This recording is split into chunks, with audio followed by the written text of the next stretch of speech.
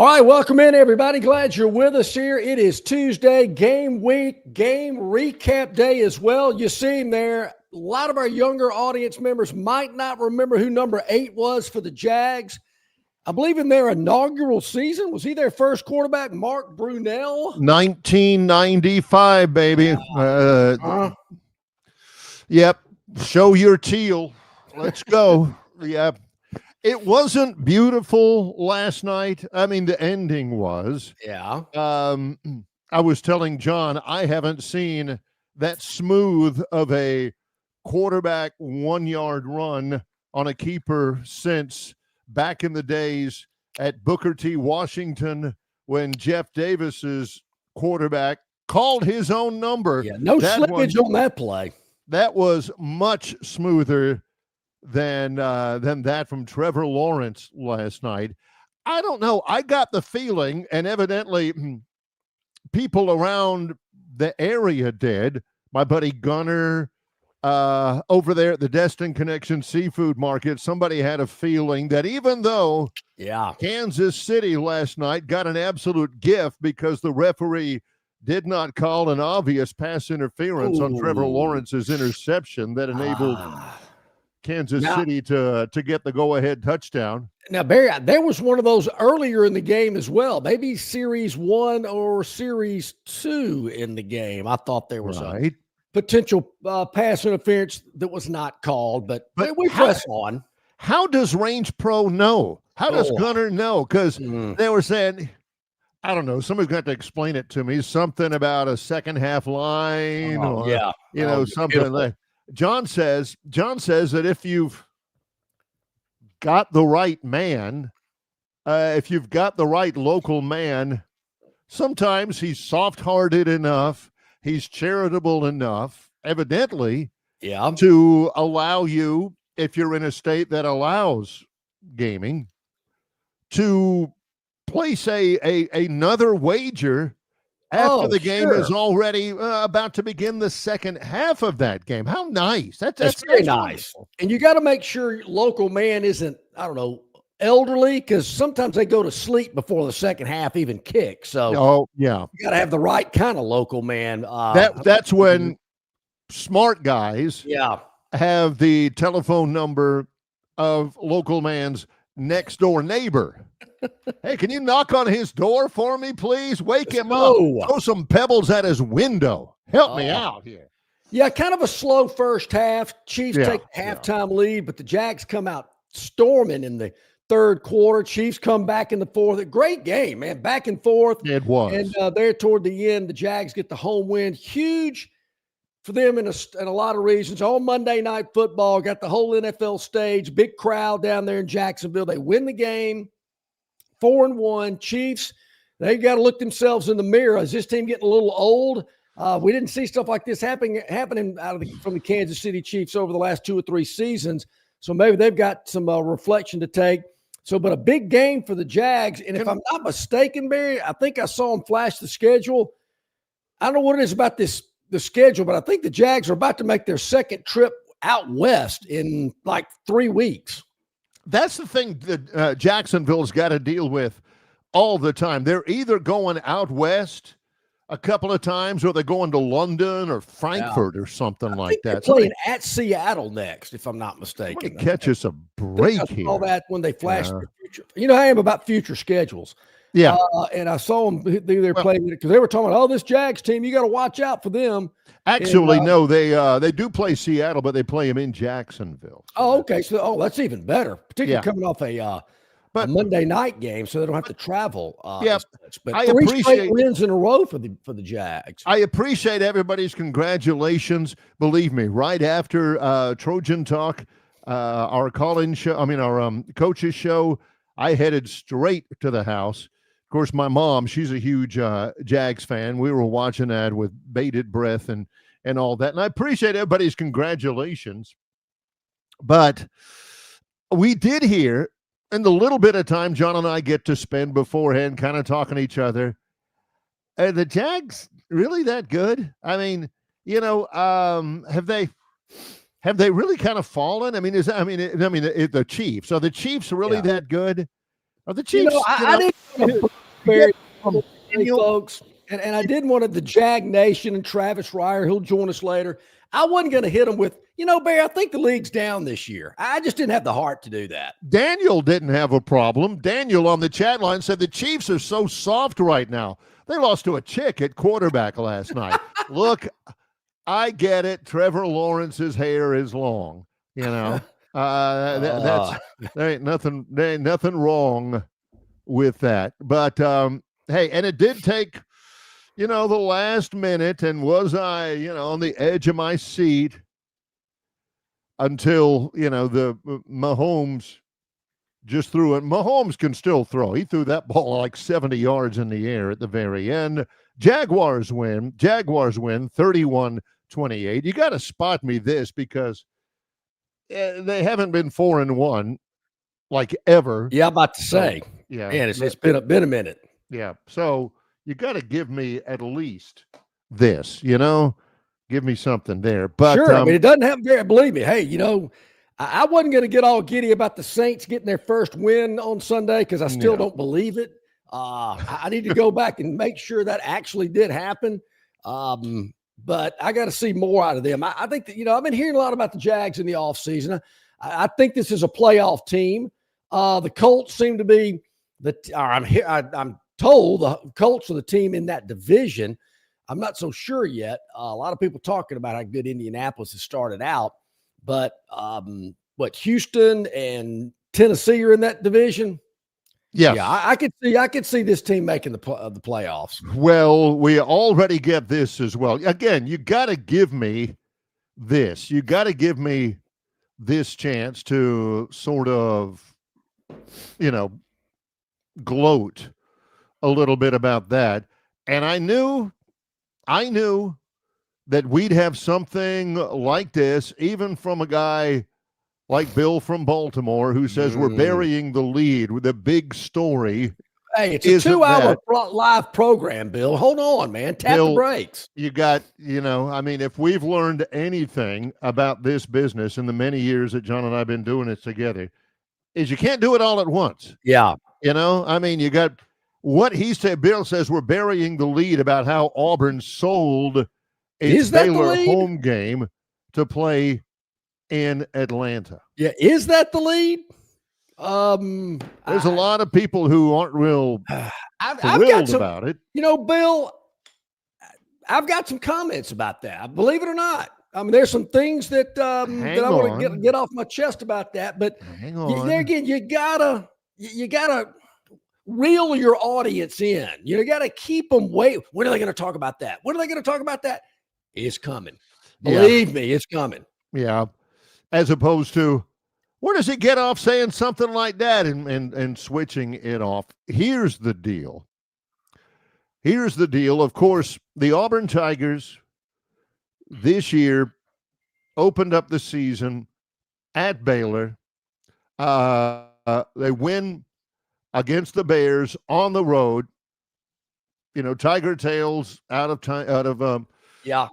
trunks and everything. Sure. 38-24 win at Baylor. Boy, this is going to be a good schedule. Can't wait until Baylor comes to Auburn. Don't forget, hey, we beat them there. Now we get to play them at home. And boy, they're really going to see what it's like SEC football. Well, the decision was made to move the game to Mercedes-Benz Stadium in Atlanta as the Aflac kickoff game in 2026. Saturday, September 5th, you get, all of the big hype. You get all of the, anticipation and da-da-da. What you don't get is an Auburn home game. Auburn has 5 SEC road games next year.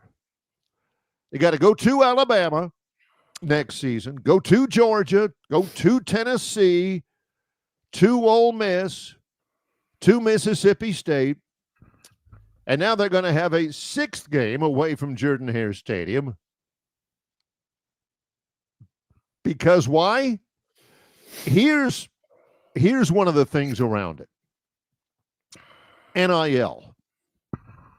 This is a first of its kind opportunity in college football for Auburn student athletes to take part in promotions for the game. We talked about that with basketball. Alabama and Auburn both scheduled to play in Las Vegas in a tournament. Well, they'll have NIL opportunities. Well, similar to that, that's what's going to happen for Auburn football surrounding that game.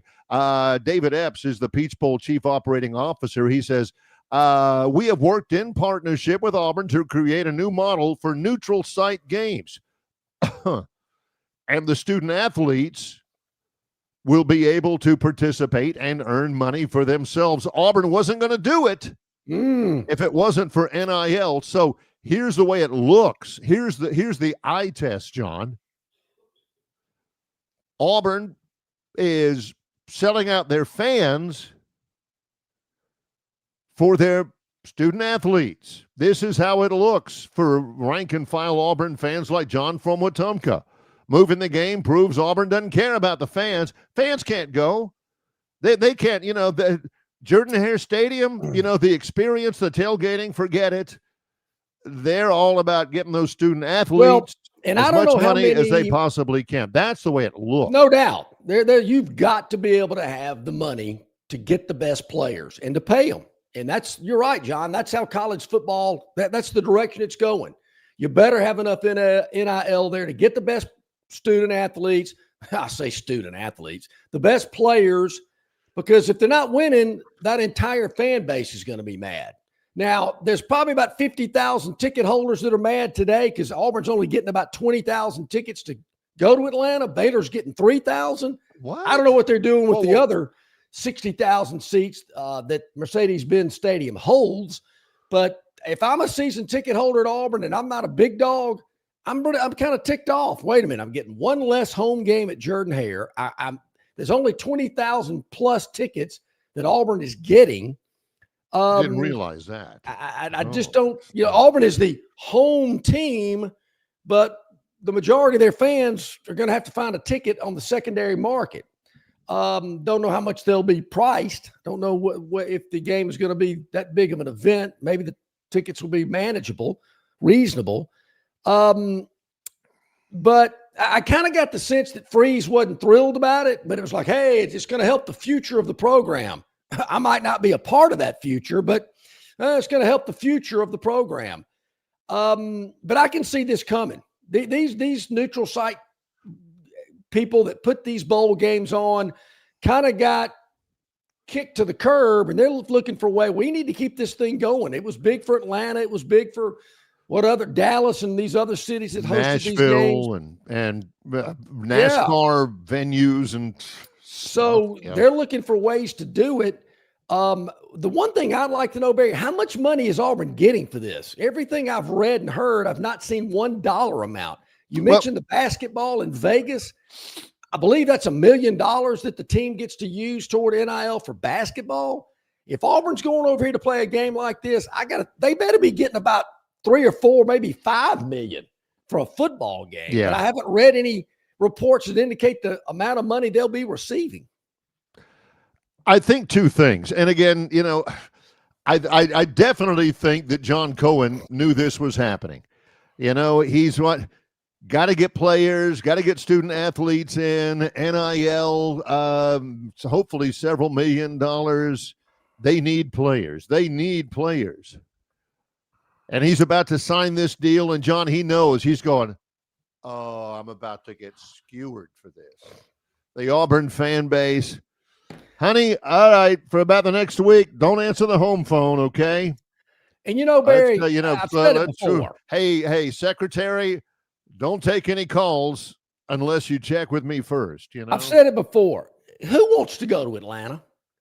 Who wants to go to Atlanta on Labor Day weekend, go downtown, park in a parking garage to tailgate? Post game, it's terrible. I mean, the venue's cool. I guess it's all right. I think Jerry World's much better. But why do you want to go to Atlanta? I don't understand. Oh boy, whippy, going to Atlanta. I mean, maybe it was somewhere else, and it was kind of like, man, that'd be kind of cool. I'd like to go there. But and my second thing, this is coming.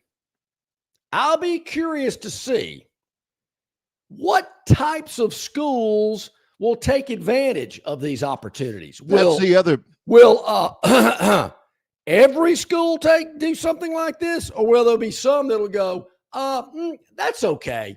You go have your little game. Well, we're going to stay here and play at our place. There's one school that's already taken advantage of that in another sport. So that was the other thing, John. Besides, John Cohen knew that he was going to get skewered for this. Yeah. All right, guys, I'll take the hit for this because the fans are going to wear me out. But, boy, we better get some players because of this. Number 2, why did Auburn have to be the first? The first of its kind. Couldn't they have had somebody else because of what John's talking about? Huh. I guess we know the schools who are really struggling and are trying to think of any way they can. Maybe true, maybe not. I don't think it's true, but that's the look, is that, hey, guys, who do you think would be the first ones to take advantage of this? I don't know. Maybe Barry, Baylor, of course, Auburn. I'm going to take another view of that. I just think maybe Auburn is ahead of the game and is looking for opportunities to enhance their NIL coffer. Forward thinking. Looking creatively. Yes. I don't think we should have this doom and gloom. Auburn's broke, panicking, frantic, looking for any way they can. Unless you want to. I'm not thinking of it that way. Yes, everything's under control. Yeah. The pilot is perfectly fine. Does anybody know how to fly this plane? Well, when we come back. Be interested to see what Brian Matthews has to say about this in about 15 minutes. Yeah, he's from auburnsports.com. He'll join us at the bottom of our first live hour. Travis Ryer on YouTube, not only he talking might be about at a post-game party, Barry. At that big win last night. Woo. That's exactly right. He might still be on the St. Johns River somewhere on a cabana. You never know. We'll talk with him about Alabama's win over Vanderbilt and the underrated challenge ahead that people don't seem to take seriously against an undefeated Missouri team in the morning on the road at 11 a.m. We'll talk about all that still to come with Longshore and McKnight in association with Yellowhammer News, presented by Bud Light. Located just 8 miles north of Alabama's state capital, Capitol Hill features 3 18-hole championship courses. With more than 1,500 acres of golf and nature, the pure magnitude of this facility is amazing and allows each course to be drastically different from the others. Capitol Hill also features an innovative 360-degree driving range, 400 yards in diameter. Capitol Hill offers a fully stocked pro shop with the latest equipment and apparel.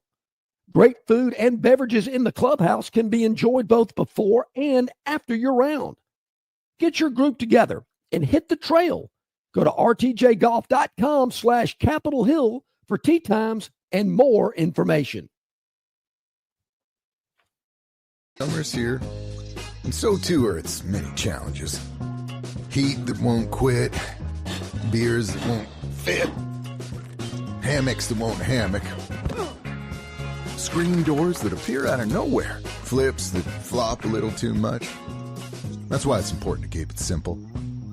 Keep it cool, keep them coming, and keep it easy. Easy to drink, easy to enjoy. Bud Light. You're not buying sticks, stems, and pine cones. You're buying premium long-needle pine straw from River Region Straw. Kenny and his staff have access to the best pine straw in the River Region, full of color that will last all season long. Kenny has locations in Montgomery, Prattville, and Auburn, and no order is too big or too small, from a few bales to an 18-wheeler trailer load. Pickup is available, or your order can be delivered. They can even spread your pine straw if you like. So call or text Kenny today, 669-5959. That's 669-5959 for all of your pine straw needs. Okay, back at it here. It is about 19 minutes past the hour on this Tuesday. Checking out the River Region Straw chat line. Yeah, the Auburn-Baylor game has stimulated some opinion. John from Wetumpka Says Auburn doesn't care about the fans.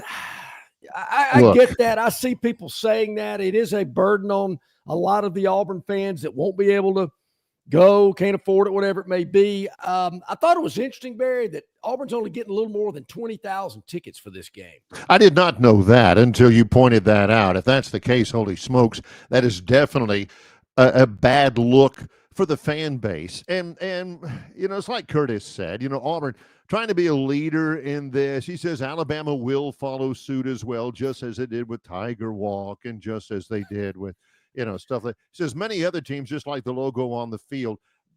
John, it doesn't surprise me that this is happening. Again, what's happening is there is a bowl venue, a neutral site venue that's thinking, like John said, hey, man, we got to get another college football game in here. And people are turning these things down now so they can play at home and all that. What can we do to sweeten the pot? We can make it better for the student athletes. Yeah. And believe me, I'm all about the student athletes. But, John, the fans? The fans are important. The fans are the ones who, buy the tickets and support the team and give to the NIL fund and all that. But it's becoming more and more apparent to those fans who have been fans for their entire lives, years and years and years, that they're not the most important faction out there. And they're just not as important. Yeah, and you got to keep your customers happy. I can see why this would not make them happy, but we also talk a lot about the college game getting more like the NFL. I'm sure NFL fans don't like when their teams travel across to a foreign country, to London, Berlin, Dublin, Mexico City. They don't want to go there to watch them play. They don't. They let the fans in those countries experience what the NFL's like. I know Auburn's got a lot of fans in Atlanta, but there again, most of those people are going to be buying tickets off the secondary market. There's 25,000 seats are being allocated to Baylor and Auburn together. Auburn's getting 20,000 plus, Baylor's getting 3,000. Where are the other 50,000 tickets going?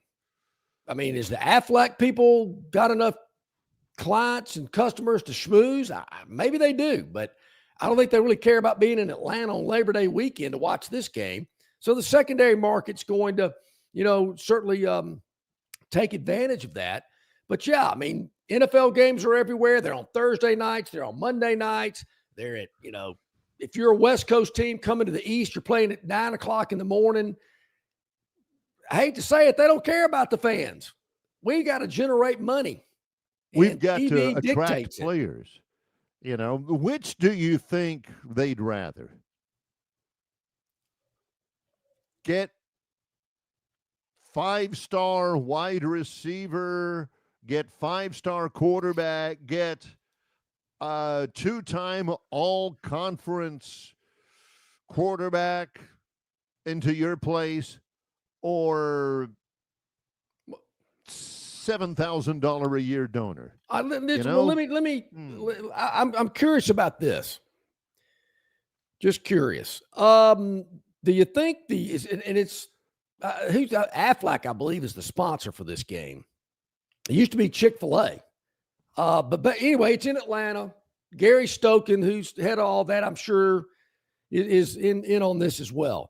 Do you think they went to Greg Byrne and said, "Hey, Greg, let's play that Florida State game you got next year in Tuscaloosa and Atlanta"? Or do you think they went to out to Texas and said, "Hey, we want you and Ohio State to play here"? Or maybe they went to Oklahoma and said, "Hey, you and Michigan, y'all want to play in Atlanta this year"? Was Auburn the only team that they contacted? Were other teams contacted to move their games? They probably said, look, we'll do it. It does seem like it would be a coming thing, and the schools would do it.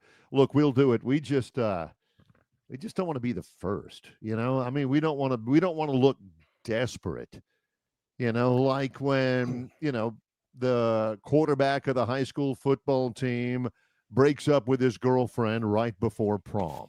Yeah. You don't want to be the girl that immediately, tackles him in the hallway and grabs him by the ankle and he drags, "Oh, no, please pick me. You don't want to be that girl, right? You don't want to look desperate. what they probably said was that, when John says, hey, Texas, what about you and Ohio State? We'll sweeten the pot.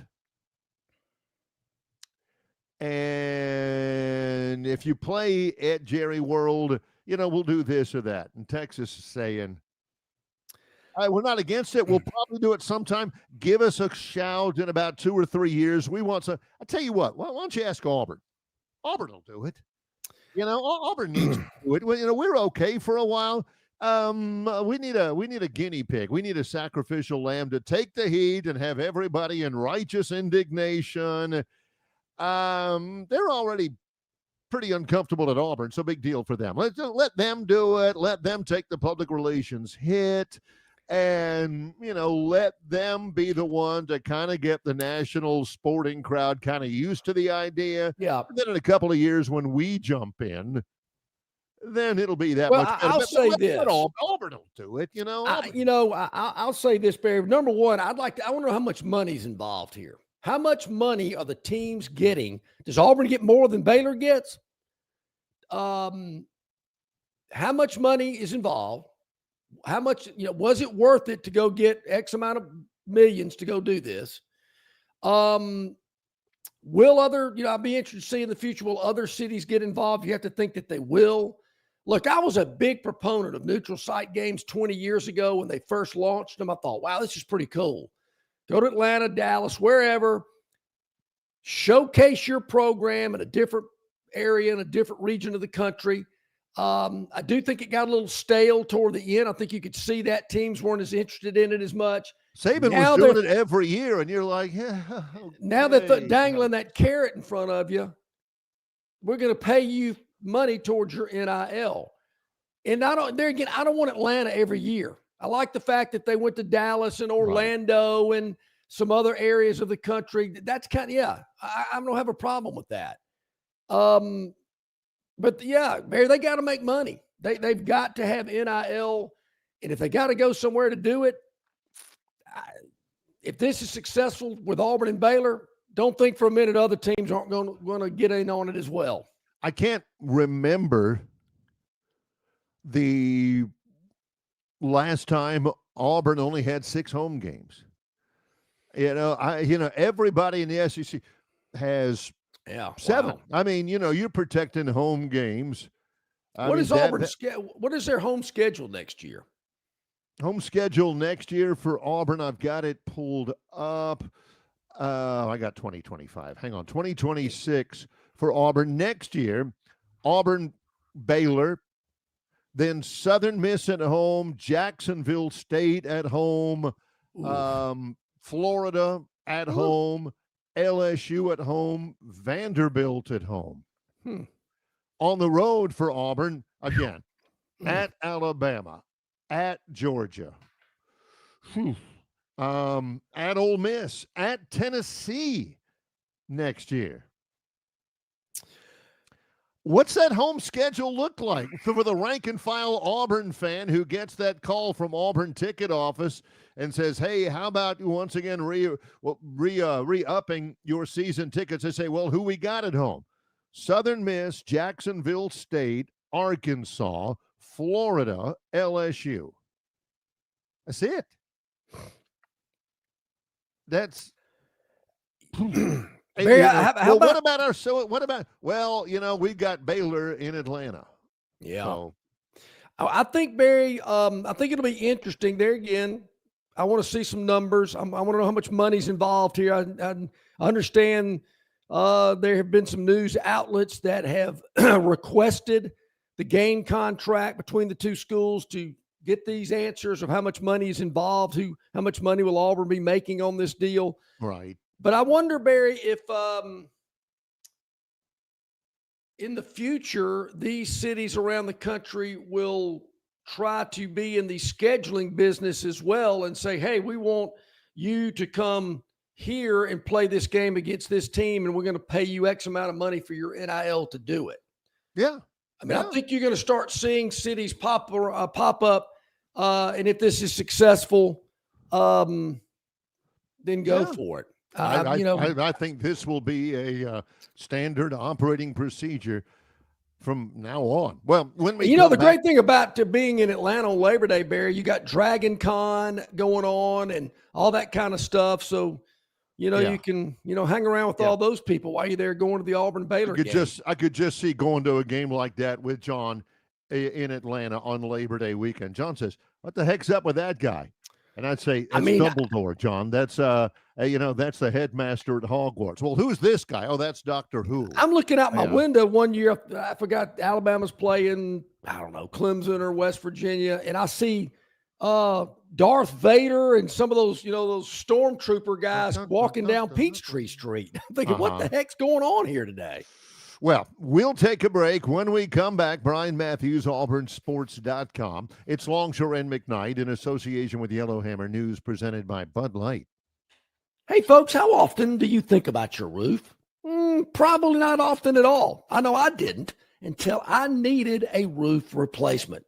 And I call my friends at Roof Life. Whether it's roof inspections, roof repair, or insurance roof replacement, Roof Life is there for you. They use the highest quality products, top quality craftsmanship, and if you're like me, your roof can be replaced in one day. So if you're in need of a roof inspection, roof repair, or insurance roof replacement, get in touch with my friends at Roof Life today. You can go to roofyourlife.com. That's roofyourlife.com, or dial them up locally at 334-306-6712. That's 334-306-6712.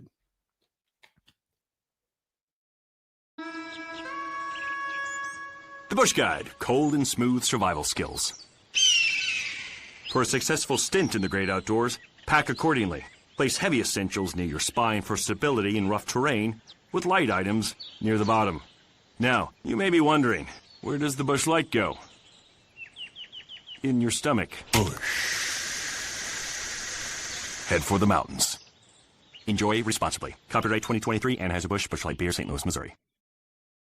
Stivers Ford of Montgomery has F-150s over 16 grand off plus 2.9%. And your last chance for a tax credit on Lightnings. 17 grand in savings or 0% or $349 a month with zero down. Stivers Ford, where price sells Fords. Stivers Ford of Montgomery has Broncos under 35 grand. Bronco Sports under 24 grand. Rockies under 29 grand or $299 a month with zero down. And new Explorers 10 grand off or 2.9%. Stivers Ford, where price sells Ford.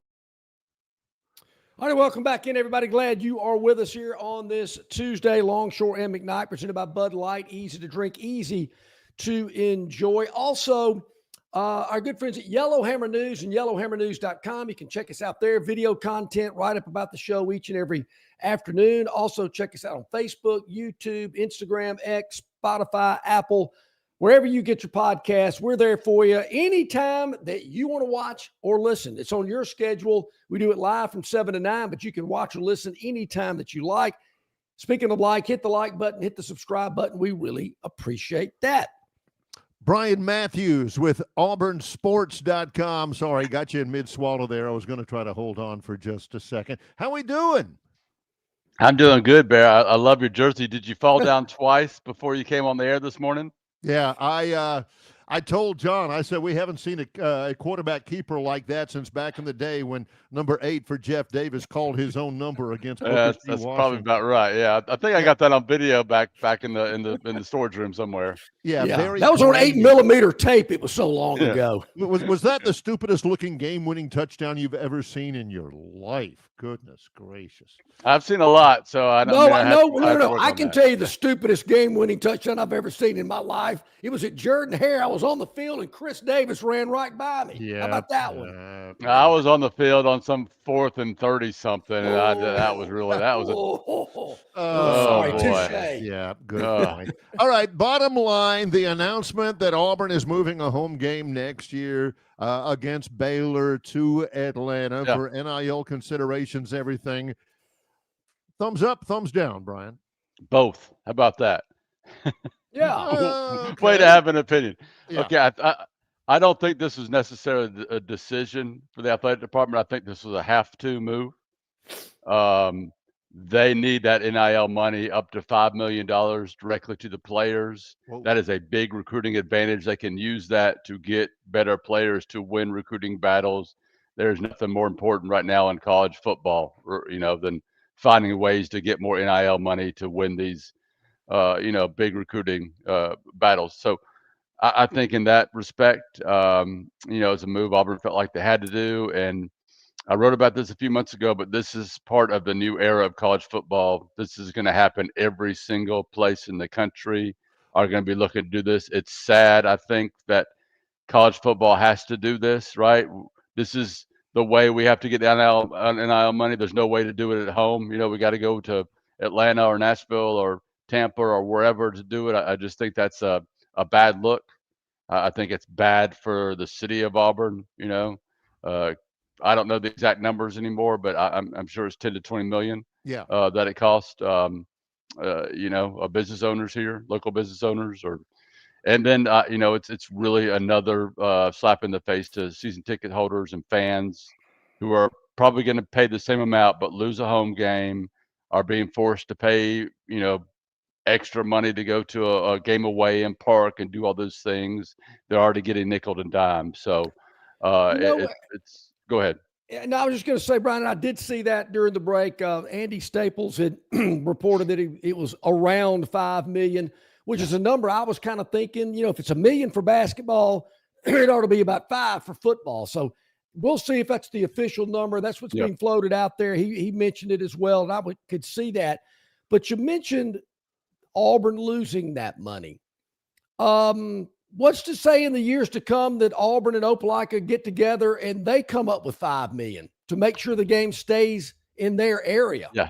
To me, it's worth right. it to them to get what they're going to get out of it, to put $5 million on the table. Right. If you're in the tourism, industry and this is bringing 15 or 20 million to this area, then that group needs to get together, come up with a plan, meet with the AD, meet with the school officials, and maybe they can come up with a way to make sure these games stay close to home. So maybe there's other ways to funnel money through that. I'm not saying that would be, entirely. I don't know. I'm not an accountant. What do I know about that? So. Well, yeah. Now we're asking Brian to put on his civic enhancement hat, his tourism hat, his accounting hat, and everything. We're getting kind of away. Money back hat, yeah. We're getting kind of away from the pure football that I think you and all of your fellow staff members at AuburnSports.com signed up to do. It's become a lot different than it ever has been before. It is, but it's a big issue. Maybe even bigger than I anticipated when it finally came out yesterday. So, I think Auburn's athletic department is definitely feeling the heat about this, but I don't think it's going to change its mind. But maybe it will, as John mentioned, lead to some other changes possibly. Well, let's talk about some other big issues that maybe you didn't anticipate when this whole thing got started and everything. And as Auburn gets ready for Georgia, what are some of the issues they need to fix after the loss to Texas A&M 2 weeks ago? What are the most important ones? Well, it's all about the offense, right? Need to do better on first down, need to stop getting in third and longs. Need to find a running game / passing game. Those two things. I don't know what other games you have on offense, but those two things Auburn needs to find. They need to get it to this talented wide receiver core in space where they can make some plays and not 5-yard curls and hitches where they get mauled by 3 defenders as soon as they catch the ball. And, they need to find a way to run the ball regardless of whether or not, a defense has an extra defender in the box. They can still have success in those situations. They just need to scheme it up a little bit, I think. So we'll see. Yeah.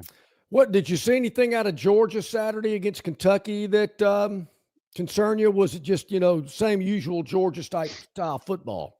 Well, it looks like Georgia's getting back to the running game. Right. And I think that's good for them. They got a quarterback who can definitely be a part of that. Georgia is going to be a more talented team. The difference is not as big as it was 3 years ago, for sure.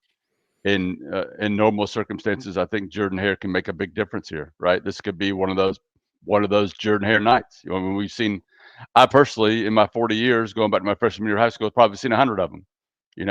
Where good teams come in there, and Auburn may be the underdog, or it might be close, and Auburn finds a way to get it done in the fourth quarter over and over again, right? They play their tails off. The crowd is incredible, and they get these unbelievable wins. I mean, it's really a part of Auburn's DNA. It has been, but it has not been for the last 5+ years. It just hasn't happened enough, and Auburn needs to get back to that. I thought it was a good tweet from Justin Hokanson, who said Auburn's one of 14 teams that hasn't allowed more than 24 points in any game this season, which I did not realize, Brian, but that's also a source of frustration for Auburn fans. I may have posed it to you like this before. There's some Auburn fans talked to me and said, we're wasting a great defense here, and they have been balling out. There's no doubt. They've been playing really well. And, you look at it, they've got young players, they got talented players just like the offense has, but these guys have been coached up really well. The scheme works really, really good for them. They've had some excellent newcomers like Xavier Atkins come in and just be absolute impact players. And they are playing really well. And I think this is a defense, if the team can stay together, right, and things don't go kind of off a cliff, I think it's a defense that can get better as the season goes on, because they're playing so many young players and rotating so much. You just feel like, guys are going to improve and take big steps forward during this process. So, yeah, it is a really good defense. They put Auburn in position to win both the Oklahoma game and the Texas A&M game in the fourth quarter, and the offense could not move the ball at all. So we'll see if they can do the same against Georgia and see if the offense can respond this time. Brian, we asked you this last week. You've had a week to think about it. If Auburn does not beat Georgia Saturday night, will Hugh Freeze be on the sidelines the next week to face Missouri? Yeah, you're getting close to the terminal end of it if Auburn doesn't win. I think if Auburn doesn't win and the offense lays an egg and the crowd reacts the way I think it does, I think that makes it really, really tough to bring him back, right? I mean, I think the decision is kind of made for you in that case, but we'll see. I'm not guaranteeing anything. I don't think any decision has been made as of Tuesday morning before the game. But I do think we're on the edge. This is one of those crazy games that I have not experienced a lot of. When you can walk into Jordan-Hare Stadium and you could imagine yourself being a part of two extremes, like a great SEC night Auburn game in Jordan-Hare, or an absolute poop show, so to speak, right? Just a complete mess if things don't go well, especially on offense. If I'm not mistaken, isn't the Missouri game at night the next week? Back-to-back night games. Yep. Yeah, so you win Saturday night, the fans are going crazy. Then you bring in Missouri at night the next week. Could be two great opportunities, as you talked about. Yep. The night atmosphere at Jordan-Hare. Yeah, it could be. It could be a great way. Like Saturday could be Hugh Freeze's signature win, and it could be that big win that gets them over the hump, gets them going, gets the offense finds its rhythm. You beat one loss or undefeated Missouri team. We'll see this weekend, right? And then you're off, the second half of the season with some more opportunities to win games. Yeah. On the other hand, it could definitely go the other way. So we'll see. That's a good way to position it. I mean, there very possibly could be two extremes to this one. But one thing I think will kind of help things out a little bit is a culmination of years of lobbying from John Longshore. Auburn fans, don't forget Saturday, Cam Newton will have his jersey retired during halftime of the Georgia game. John has been now all John wants now for Auburn is a Gene Chizik day.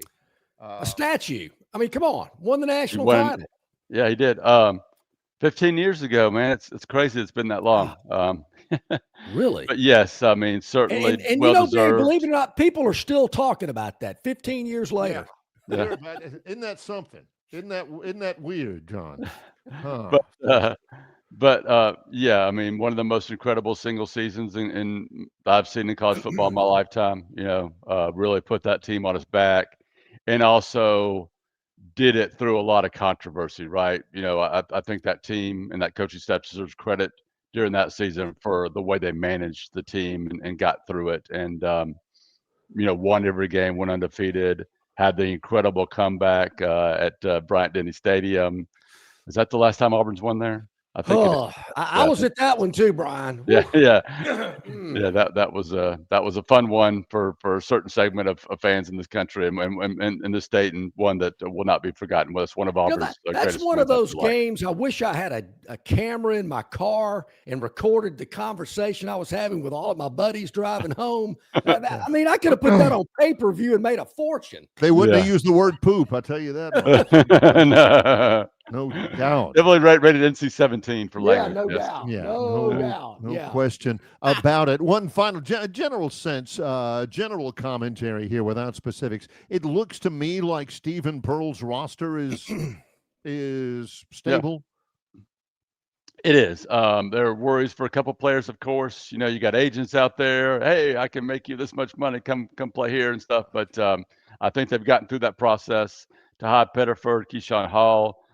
Two of those guys announced to the team, I think it was last Wednesday before Pro Day, that they were definitely staying. So all 10, the newcomers and Tahad, have informed the team, that they'll be back. There's still, I guess, a couple weeks left in that 30-day window after coaching change that they could leave. But, we're also in the middle of a semester and the season is about to start. So I feel pretty good about everybody sticking to that. And I think it's going to be a very exciting team. It's going to be different. Going to be much more full court, much more transition, much more offensive type team. And I think a team that will have to go through growing pains, right? Don't expect them to be patient, get through this non-con schedule undefeated or with one loss or what have you. They're going to go through some things, but they're going to be a much better team when we get to February, March, I believe. Well, as we talked about before, when you subscribe to auburnsports.com, you get the combined resources of two entities that have been really, really strong rivals. And on three, you guys are really, really productive in covering everything having to do with Auburn. How do people sign on, Brian? Yeah, and Justin Hookinson was all over that story about the game, the Cal game being moved. He even has a exclusive interview with Auburn Athletic Director John Cohen there on our site. You can check that out. But you can sign up online. It's really, really simple. You can follow all of us on social media. I'm on Twitter/X at BMattAU. Give it a shot. We'll be over there here in another hour or so, covering get a look at practice, get to update some injury stuff or whatever's going on, and then talk to some players later this morning. Excellent stuff. Mm-hmm. Social media, Brian? Twitter/X BMattAU. Check us out. Thanks very much. Appreciate you guys. Take care. You, buddy. Great. As always, Brian Matthews, auburnsports.com, joining us here each and every week, getting us updated on Auburn athletics. Okay, before we go to break, just to get everybody on the record, are you signing on to that, John? That this Saturday could be a make or break for Hugh Freeze? Either signature win, lights the candle for the Freeze era at Auburn, or is everything riding on this one? I mean, at least the possibility. Do you see that possibility? I don't, Barry. I really don't. I know there's been a lot of talk about this, and there's a lot of people that do believe, like Brian, that they can make a move if things don't go well against Georgia. I think you got to define that better. Is losing the game 21-20 not going well? Is losing it 34-17 not going well? If the offense plays better and balls out and is churning up yards and stats and whatever, but they still lose, is that not better? I just think there's a lot of different scenarios. But even if they get blown out, Barry, you're going to have a press conference on Sunday and say Hugh Freeze is, both parties have agreed at this point in time that it's better if Hugh Freeze moves on and focuses on his health. That's what you'd hear. They're not going to fire him. This is what's going on. I just don't see that. How it would be positioned. What good does it do getting rid of him now? So you bring DJ Durkin up and let him finish out the season. Everybody gets excited like they did when Carnell was the coach. Is that who you're going to end up hiring? I mean, if John Cohen had to make that decision Saturday night, Sunday morning, does he already have somebody in mind on Tuesday before the game if he has to do that? Oh, he better. I would imagine so. Also, this as well, before we go to break, from our River Region Straw chat line, couple of things. Bill from Baltimore says, I'm sure John is thinking that if Cam Newton gets his jersey retired, did that Tennessee men's tennis player ever get recognition of some kind? His name is John Patrick Smith. Yeah. He's the 2011 SEC Athlete of the Year. Maybe he got the award because he was still enrolled in 2011. Maybe. For the 2010, Barry, academic year. During the break, I'm going to Google to see if he got his tennis shirt retired. I don't think they wear jerseys or wear like a, shirt like we've got or like I've got on, like a polo shirt with the big orange T on it. Yeah. Maybe they with a tennis racket on it or something. Barry, that's a huge disservice there that the athletic directors of at that time of the 14 SEC schools were voting on the male athlete of the year, and just out of spite and pity, they went, we're not giving Cam Newton that award. We know what happened over there with that deal. We're going to give it to some unknown tennis player. The guy wins the Heisman Trophy and he's not the SEC Player of the Year? Yeah, what? But this guy, John Patrick Smith, was a 4-time All-American and made it to the college #1 ranking in both singles and doubles. You know what? Those athletic directors lucked out. Hey, let's give it to John Patrick Swayze over here. No, John Patrick Smith. A month after his college tennis career ended, John Patrick Smith became the first Vol since Peyton Manning in 1998 to be voted SEC Athlete of the Year. Peyton Manning won it. Peyton he didn't win a national championship, didn't win a Heisman Trophy, and he won SEC Athlete of the Year. And Cam Newton, who did win the Heisman, did win the national championship. Peyton Manning didn't even get enough run to be picked as a better pro prospect than Ryan Leaf by some people. It's a tragic. Barry, it was John Cameron Swayze. He did the Timex commercials. Swayze. Yeah, it takes a licking and keeps on ticking. All you younger people out there going, who the hell's John Cameron Swayze? Look it up. Well, hey, that's what Chris the Bammer and Bama Pride John Dent have been. All of these old obscure references. They're calling Jackson Arnold Ziffel. Really, guys? And you're chuckling at each other and elbowing each other in the ribs about what a knee slapper that is, about a pig in an obscure television program 50 years ago. Who owned that pig? Who were the owners? The painters had the same first name? Yeah, Ralph. Yeah. They had the same first name, but they also boy and a girl. So anyway, 7:53. Yeah. Don't forget, coming up in just a moment, Travis Ryer from Ryer on YouTube. May have him on for an hour. It's Longshore and McKnight in association with Yellowhammer News, presented by Bud Light. Dixie Electric Plumbing and Air is excited to participate in our annual Catch Me in Pink campaign, raising money for cutting-edge breast cancer research. We partnered locally with the Joy to Life Foundation and Vera Bradley to help raise significant funds in support of the cause. Each week, we are giving away prizes locally in addition to our national grand prize, a tropical trip for 2. To enter, simply snap an USSI of you and a pink-clad Dixie employee and enter it on our website. Dixie will donate money for every photo that's submitted, and you will be entered to win big. It doesn't matter if you're running drills at the park, playing pickup on a Saturday, or sinking the final putt. When you compete with your friends with Michelob Ultra on the line, competition isn't that friendly. The trash talk, next level, and the stakes, those are crystal clear. With only 95 calories and superior smooth taste, it's the ultimate trophy. Superior is worth playing for. Michelob Ultra, superior light beer. Enjoy responsibly. Copyright 2025, Anheuser-Busch Michelob Ultra Light Beer, St. Louis, Missouri. Drive away in a brand new Chevy Silverado Trail Boss or win your share of $25,000 in free play and cash during Victoryland Casino's Truck and Bucks giveaway. The more you visit, the more chances you have to win. Visit our Players Club and check out this month's exciting free play promotions. You'll have more fun at Victoryland Casino, where you can be a winner too. Victoryland Casino off I-85 exit 22 in Shorter, Alabama. Drawings November 7th and 8th. Must be 21 or older. Must be present to win. Okay, welcome back in. About 6 minutes to the top of the hour. Excuse me. Longshore and McKnight here on this Tuesday. Barry, I'd mentioned before we got Brian on the show, I sent an article, Andy Staples of On 3, which is, of course, part of what Brian does. Right. Was speaking to a group in Mobile last night and mentioned that he believes it's around a $5 million payout.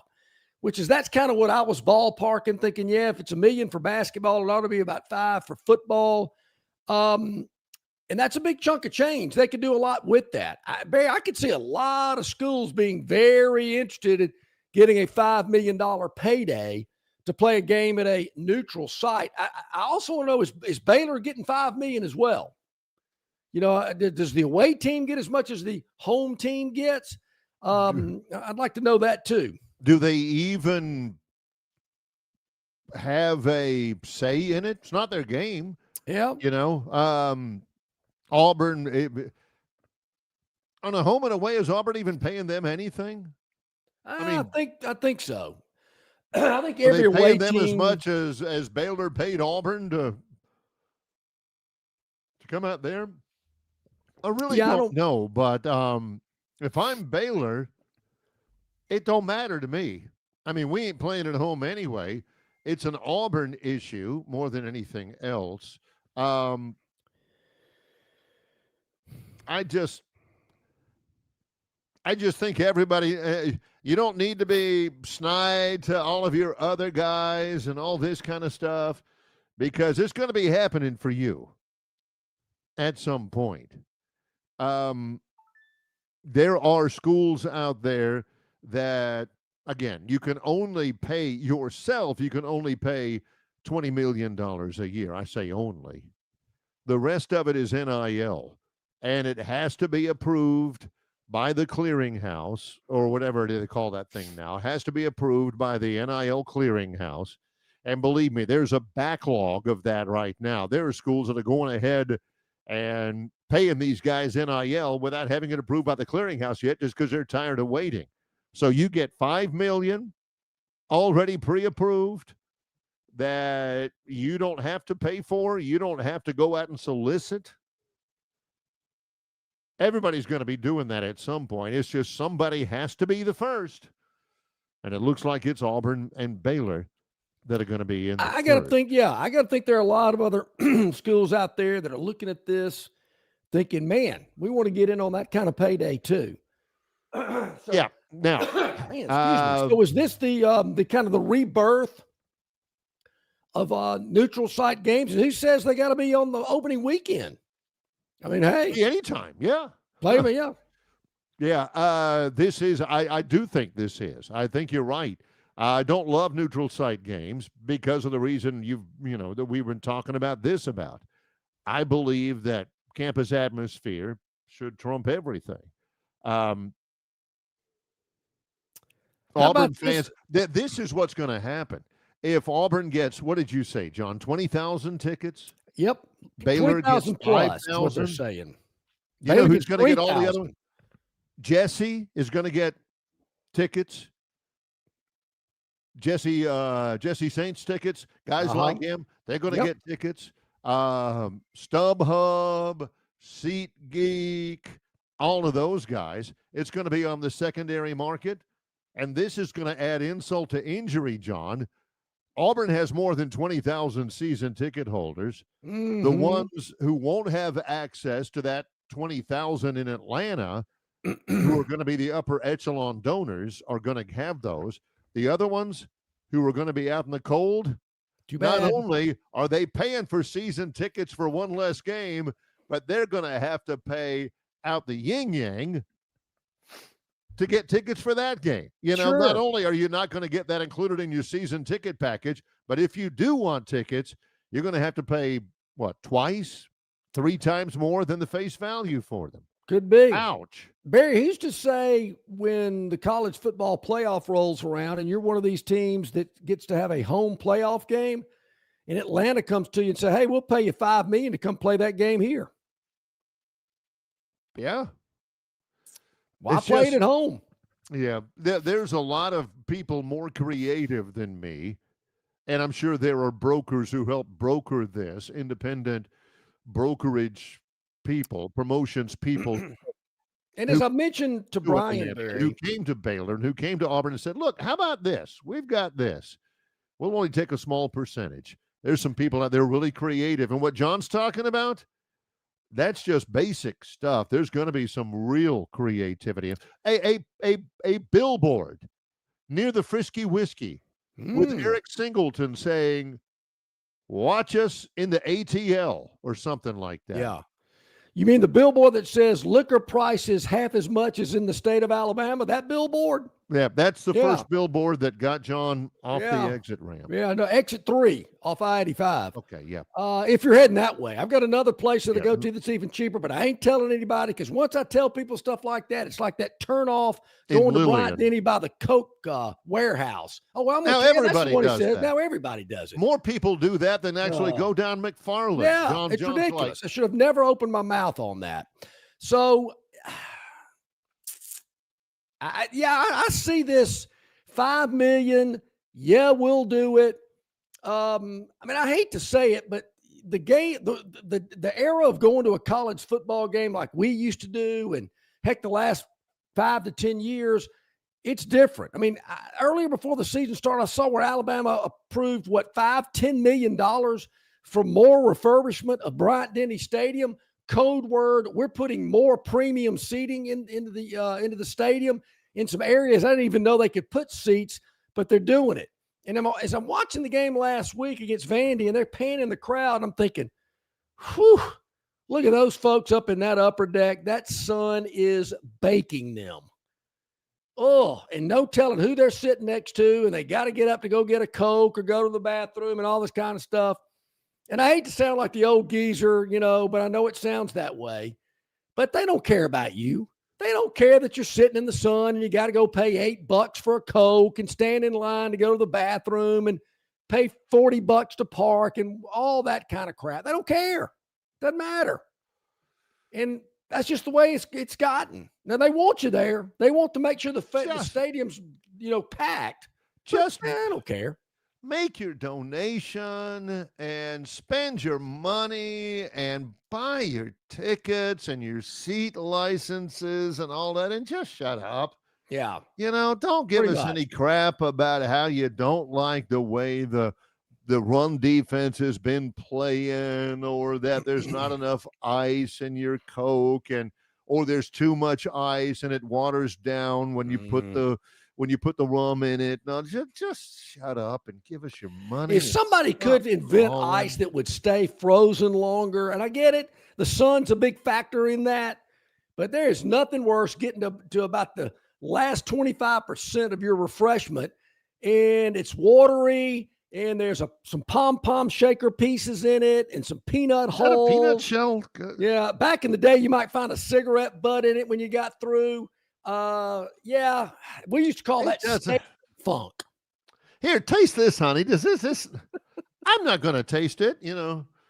I mean, you got through drinking that super big gulp stadium cup, and you look at the bottom of it, you go, "How did that get in there?" Oh. It's like at SEC media days. When John and I are off the air and we're looking at, and then they bring around something. John says, "Oh, this is terrible. Try this." There's terrible. Try this. And the guy looks back at me like, "Really? Did you just say that?" I said, "Man, this isn't really. Tell the chef this is low grade dog food." Yeah, and play something hot. Let's take a break right here. Let's do it. We anticipate a large amount of conversation, not with Rodney Plainsman Preston. That's Thursday. But with Travis Ryer from Ryer on YouTube, coming up with Longshore and McKnight in association with Yellowhammer News, presented by Bud Light. Why hands? At Hands Heating and Air, you get this area's highest ranked service provider with 24-hour repair service, no overtime charges, and their same-day service guarantee. Plus, instead of other companies' 30-day repair warranty, Hands gives you a 3-year repair warranty. Hands Heating and Air is here for you 24/7, 365. And service is not just something they do, it's their way of operating, for you in mind. All of Hands employees are trained to adhere to this standard. They work hard to ensure that this standard is maintained, and they are constantly looking for new ways to better serve you. Call Hands Heating and Air today at 508-5382. That's 508-5382, or find them on the web at 834hands.com. Marguerite's Exquisite Jewelry and Longshore McKnight are giving you the opportunity to win a 1-carat lab-grown diamond valued at $500. Pick the exact score for either the Auburn or Alabama games each week. Limit 1 entry per person, per household, per game. You can enter anytime beginning Monday morning the week of the games, and all entries must be received before kickoff of each game. Enter by emailing your picks to longshoreandmcknight@gmail.com. That's longshoreandmcknight@gmail.com. And in the subject line, type in diamonds. One additional entry to win a 1-carat natural diamond valued at $3,000 will be up for all weekly winners to pick the score in the national championship game. Marguerite's Exquisite Jewelry, 8163 Vaughan Road in Peppertree, adjacent to Chappie's Deli. Open 7 days a week, or check them out at marguerites.com. At Marguerites, they make it. They really make it. Okay, here we are back at it. On this Tuesday, Travis Reier scheduled to join us here momentarily. I know he was probably up pretty late last night with that Jags game, but we're going to try to rattle him up anyway and get a comment from him. I know he's probably getting ready to hook up here momentarily. Hence the jersey this morning, the Brunel jersey. It's I've got the jersey, I've got the sweatshirt. It's a little bit warm for the sweatshirt. I've got the hat. I was going to wear all of them today. Jags win last night. Monday Night Football. It's kind of surreal because as a Jags fan for 30 years now, 30 years. Yeah, how about that? You really have to kind of work for it, especially, outside the area. But you didn't have to look. It wasn't in England or, it wasn't on the road, and it wasn't noon on Sunday like it always is. You could actually tune in on a regular popular TV channel on Monday night, and there they are at home against the Chiefs. Now, I'll admit, I don't need to be the one to admit it. The numbers bear this out. John, the Chiefs aren't any good. I wasn't going to say that. 3 right now. They don't look good.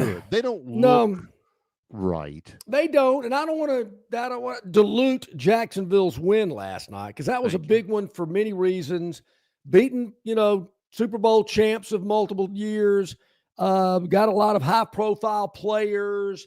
America knows these guys, and you go into a smaller market that maybe America doesn't know a lot about, and they lose to a team that's really good. I think I do. I think this team's got the potential to be really good. I say really good in terms of where they have been. They're really good. Yeah. So I think it's I'd like to see the Jags on again on Monday night, but we'll take what we can get. Maybe if they have a really good year, they'll be on multiple times next year. Here's our man. He might be at a post-game celebration party. Are you still out there?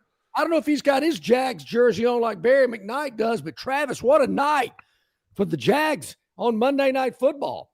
Oh gosh, yeah, still trying to recover. I think we just got down from section 441 here in the last 30 minutes. No one wanted to go home, So crazy night at Everbank Stadium, and a couple of different times you thought the Chiefs pretty much were going to do what the Chiefs do and championship teams do, but the Jags flipped the script, and it was a lot of fun to watch. it would have, if somebody were to ask me, and I've been a Jags fan since the Wayne Wheeler days back in 95 and all that, you know that, Travis, but if somebody were to say, hey, how about, what's the scenario? What do you see as a scenario where Jacksonville could beat the Chiefs in this one? I would have said, I would have looked at that last touchdown, the go-ahead touchdown, and I would have said, that's it. That's how they do it. You fall down twice, but still, sure. That's how it's probably going to look. I said the same thing as we were leaving the stadium last night to my son. I said, that was the most Duval Jaguar game-winning play ever. I mean, you couldn't literally draw it up better than Trevor Lawrence, the beleaguered at times Trevor Lawrence, not falling once, but pretty much twice, and still being able to get up on his birthday after he is shown on national television with two knuckles up his nose and scoring the touchdown to win the game. Yeah. Travis, is this a play? Is Jacksonville a playoff team? Right now, they're the number one seed probably in the AFC. You think about it, they lost to damn Jake Browning and the Bengals. They didn't lose to Joey B. They got Joey B out of that game. Yeah. And then Jake Browning, for whatever reason, is a $50 million per season quarterback whenever he goes against. He did it a couple of years ago against the Jaguars. And really, there was a very bad call at the end of that game, a PI on Travis Hunter. And without that, they're 5-0. And if you would have told me before the season they were going to be 2-3 even coming through this 5-game stretch to open the 2024 season, I would have taken it. I would have taken 2-3. Yeah, I would have thought that if Jacksonville had lost that game last night. Holy smokes! How do you not call a pass interference on that interception? That was Trevor. That's why they kind of ball don't lie or whatever you want to say with the PI on the Chiefs in the end zone. They're late. John asked the question: of the Jags a playoff team? Let me shift. Is Alabama a playoff team, Travis? They're kind of like the Jags. As we get into mid-October, yes, they are. But as we know, kind of like the Jags too, this gauntlet of a schedule doesn't let up anytime soon. And so big win to take care of business against a really solid Vanderbilt team in Tuscaloosa last Saturday. But, you got to go on the road and another top 15 type of opponent this week that in Missouri should be well rested and ready to go. And, run game continues to be a little bit of a struggle for Alabama defensively. They cleaned things up after the two explosives from Vanderbilt in the first quarter. But, Ahmad Hardy is going to be more than willing to test that again this week for the Alabama defense. I thought the second half adjustments that Alabama made, particularly defensively, speak for themselves. Held Vanderbilt scoreless in the second half. A little shaky in the first, but for this team to get it tightened up, I thought was huge. I agree, Barry, John, because too many times when we've seen that start to happen with that defense, the old toothpaste gets out of the tube. Yeah. And there's no putting it back in. It seems to have snowballed in the past on more than one occasion.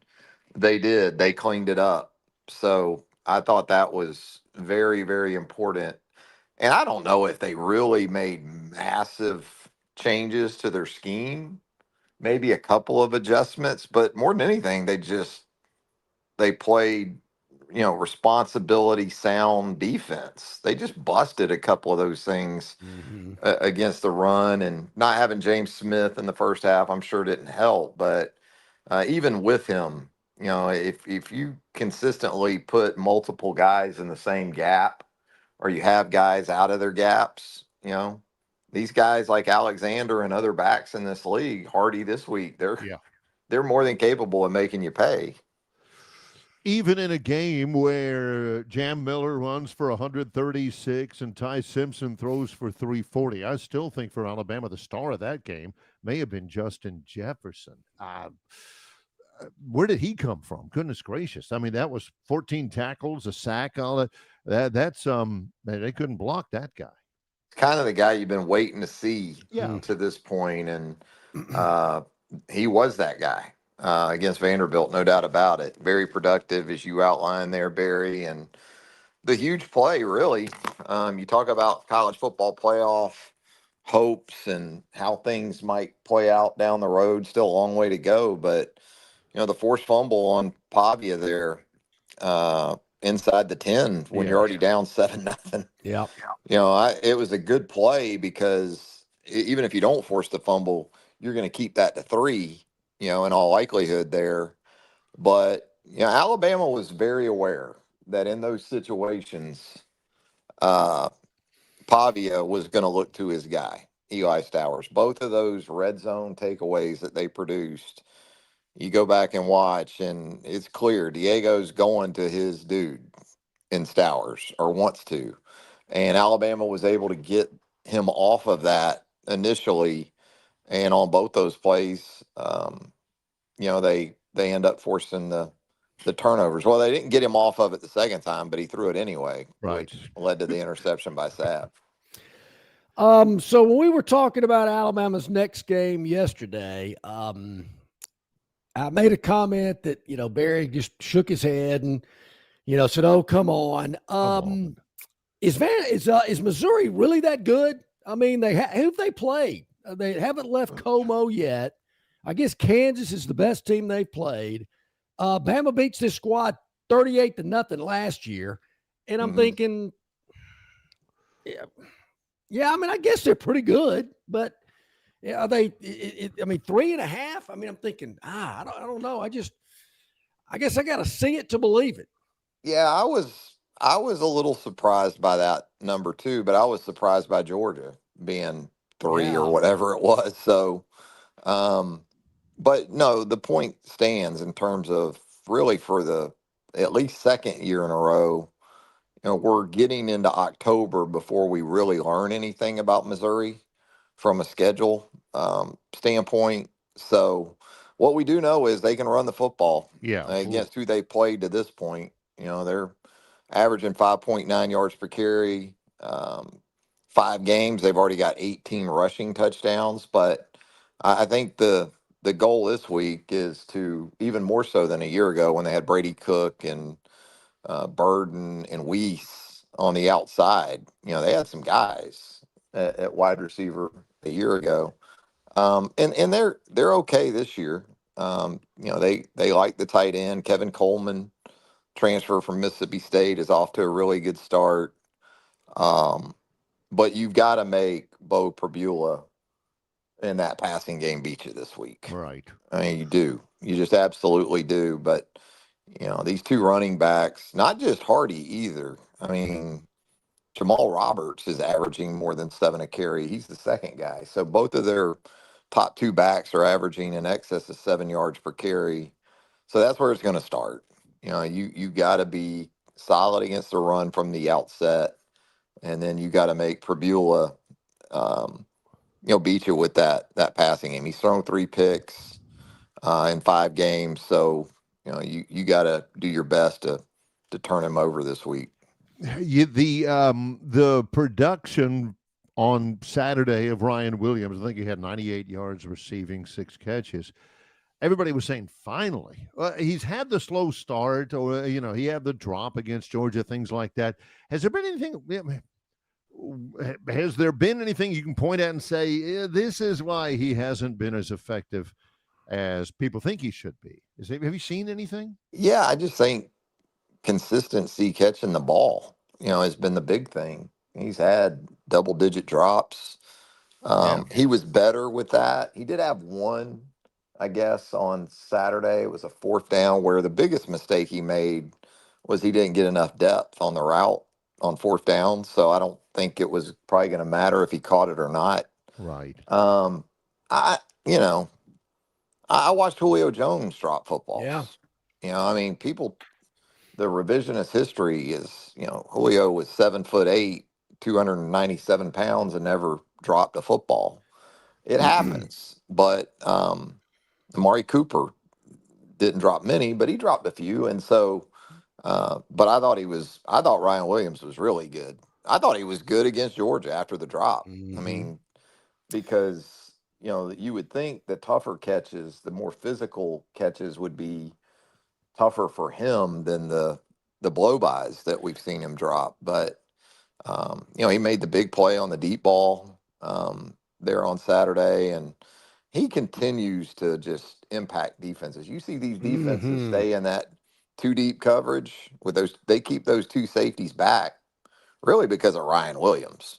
And that helps you run the ball, which Alabama actually took advantage of against Vanderbilt. And so, look, team's going to stay in that two high safeties. You got to be able to hit those crossing routes that they've been hitting to Jeremy Bernard, and you got to be able to run the ball. And they're showing signs of being able to do both of those things at a higher and higher level. Even though Julio Jones dropped a few passes, Travis, he made up for it with that incredible downfield blocking. Oh, give me a break. Yeah. Oh, he was. There's no doubt. And look, that's not going to be Ryan's strong suit. I mean, the best you can is a totally different player. I mean, Ryan physically isn't in the same ballpark as Julio. But you just got to stay with him to be willing, and I think he has been for the most part. I think of their wide receivers, the guy who's turned it down the most from that perspective in the first 5 games is Isaiah Horton. He hasn't been as good of a blocker, especially at his size. But I did think against Missouri, you saw some improvement there from him too. Whatever ballpark a receiver is in with Julio Jones, it's a very small park. It's like Ed White Field or something like that. Johnny Gwines Field over on the west side. Something like that. Ty Simpson continues to improve. Another outstanding game. A lot of people talking about him being a leading Heisman candidate. To me, it's just interesting the difference in quarterback play from last year to this year. Well, it's more in line with what you expect from a Kalen DeBoer and Ryan Grubb offense. Yeah. I thought last year it was more on Kalen and Nick Sheridan's side to adapt and adjust to a very dynamic player. No doubt about it in Jalen Milroe. And I'm sure there were legitimately things that DeBoer and Sheridan loved about being able to dial things up with Jalen, especially in the run game and in the explosive pass game. But in terms of the well-roundedness of a quarterback and what they really want to do, that's what you're seeing with Ty Simpson. And it's kind of what I anticipated more so even from the quick game and some of that stuff that you just didn't have. For whatever reason, that doesn't click with Jalen, and it hasn't. The RPOs and the smoke screens and, the things that some quarterbacks make look easier than they really are. Those are the things that really didn't fit Jalen well. So that's what you're seeing now. Yeah. And an anticipatory passer, a guy when he hits his back foot, he is very confident and decisive, and also does some things where he gets the ball. His placement is really, really good, and not just on intermediate and chunk type throws, but I think they had a 4th down and against Vanderbilt, and they go underneath to Cuevas, who catches the ball about 3 yards short of the sticks. But if you look at where that ball is put on Cuevas, I mean, he's able to run easily into that conversion. So a lot of times it's those things too. And right now, Ty is extraordinarily high level of passer function. Travis Reier, second watch. You had that yesterday. No Sleep Teal. You had that yesterday as well. And Reier on YouTube. What's on the docket for the near future? We even had some par 3 driver guy. Oh, yeah, I did see that. Yeah. On Reier on YouTube. Yeah. The co-host of No Sleep Teal, Evan Reier, almost jarred one on a par 3 out in Ponte Vedra. So, but yeah, we've got We'll have some second helping. I think we're going to do second helping live tonight on the channel where we talk SEC football with Brent Beard, preview the upcoming weekend. Of course, Wednesday night with Chase Goodbread will be Alabama talk with Talking Tide. So we got you lined up right there at Ryer on YouTube. Oh, yeah. Yeah, you certainly do. A lot of great content there, Travis. Folks definitely need to check it out. Appreciate it very much. Thanks, guys. You too, buddy. Man. Thank you. Man, was at the Jags game last night, and he's here with us this morning. We greatly appreciate his time. Travis Ryer. Ryer on YouTube, Talking Tide. Some of the other great things and content to check out as well. Okay. Yeah. Man, how long? Man, love it. Woo. We knew 24. We had to take that top of the hour break because with the Tide and with the Jaguars, we knew we had plenty to get to with him. But we've got plenty to get to when we come back. It's the Phantoms Daily Dog. Ooh. Also still to come, Gurn Jr.'s Victoryland 777 Topic Wheel. Yeah. It's Longshore and McKnight in association with Yellowhammer News, presented by Bud Light. All guests of Longshore McKnight appear on the City of Montgomery guest hotline. Check out the most interesting and informed personalities in sports covering Auburn, Alabama, Troy, ASU, and all the major teams from across the country. John and Barry have the best guests brought to you by the City of Montgomery. To find out everything you need to know that is going on in the capital city, check out montgomeryal.gov. That's montgomeryal.gov, the capital of dreams. It doesn't matter if you're running drills at the park, playing pickup on a Saturday, or sinking the final putt. When you compete with your friends with Michelob Ultra on the line, competition isn't that friendly. The trash talk, next level. And the stakes, oh, those are crystal clear. With only 95 calories and superior smooth taste, it's the ultimate trophy. Superior is worth playing for. Michelob Ultra, superior light beer. Enjoy responsibly. Copyright 2025, Anheuser-Busch Michelob Ultra Light Beer, St. Louis, Missouri. The Destin Connection Seafood Market at 3750 Norman Bridge Road in Montgomery has the freshest seafood direct from the Gulf of America. I'm talking red snapper and grouper, all sizes of Gulf shrimp, jumbo lump crab meat and crab claws, Louisiana Bay oysters, and New Bedford scallops. They are a full-service seafood market and kitchen serving po' boys, dinners, and sandwiches. You know, many well-known restaurants in the river region purchase their seafood from the Destin Connection because they know it's the absolute best. Call ahead and your order will be ready for pickup. The Destin Connection Seafood Market, 3750 Norman Bridge Road. Call 288-4272. That's 288-4272. Okay, back at it here on Longshore and McKnight. Wanted to show you this. You're probably wondering, hey, I saw the new panel there for the Destin Connection. Very nice. That's the red snapper that David cut up for me a couple of weeks ago. He says, hey, man, I want you to use this as a, put that up on the screen when you do the commercial. I said, sure. I said, man, it was swimming yesterday. Going to fillet it up for you. It's going to be fantastic from the Destin Connection Seafood Market. Yeah, this is something to watch for in the games coming up this weekend. Hey. This from John Dent. He said, doesn't Missouri have the top-rated running back? Yeah, we talked about him. He was a true freshman last year at ULM, and he led the league in rushing, and Troy couldn't stop him. He was the reason why ULM was able to eke out a win over Troy. His name's Ahmad Hardy, and he has rushed for nearly 300 yards more than anybody else in the SEC. Okay, he has rushed for 730 yards. Yeah. Number 2 is Lacey from Ole Miss. He's run for 440 yards. Okay.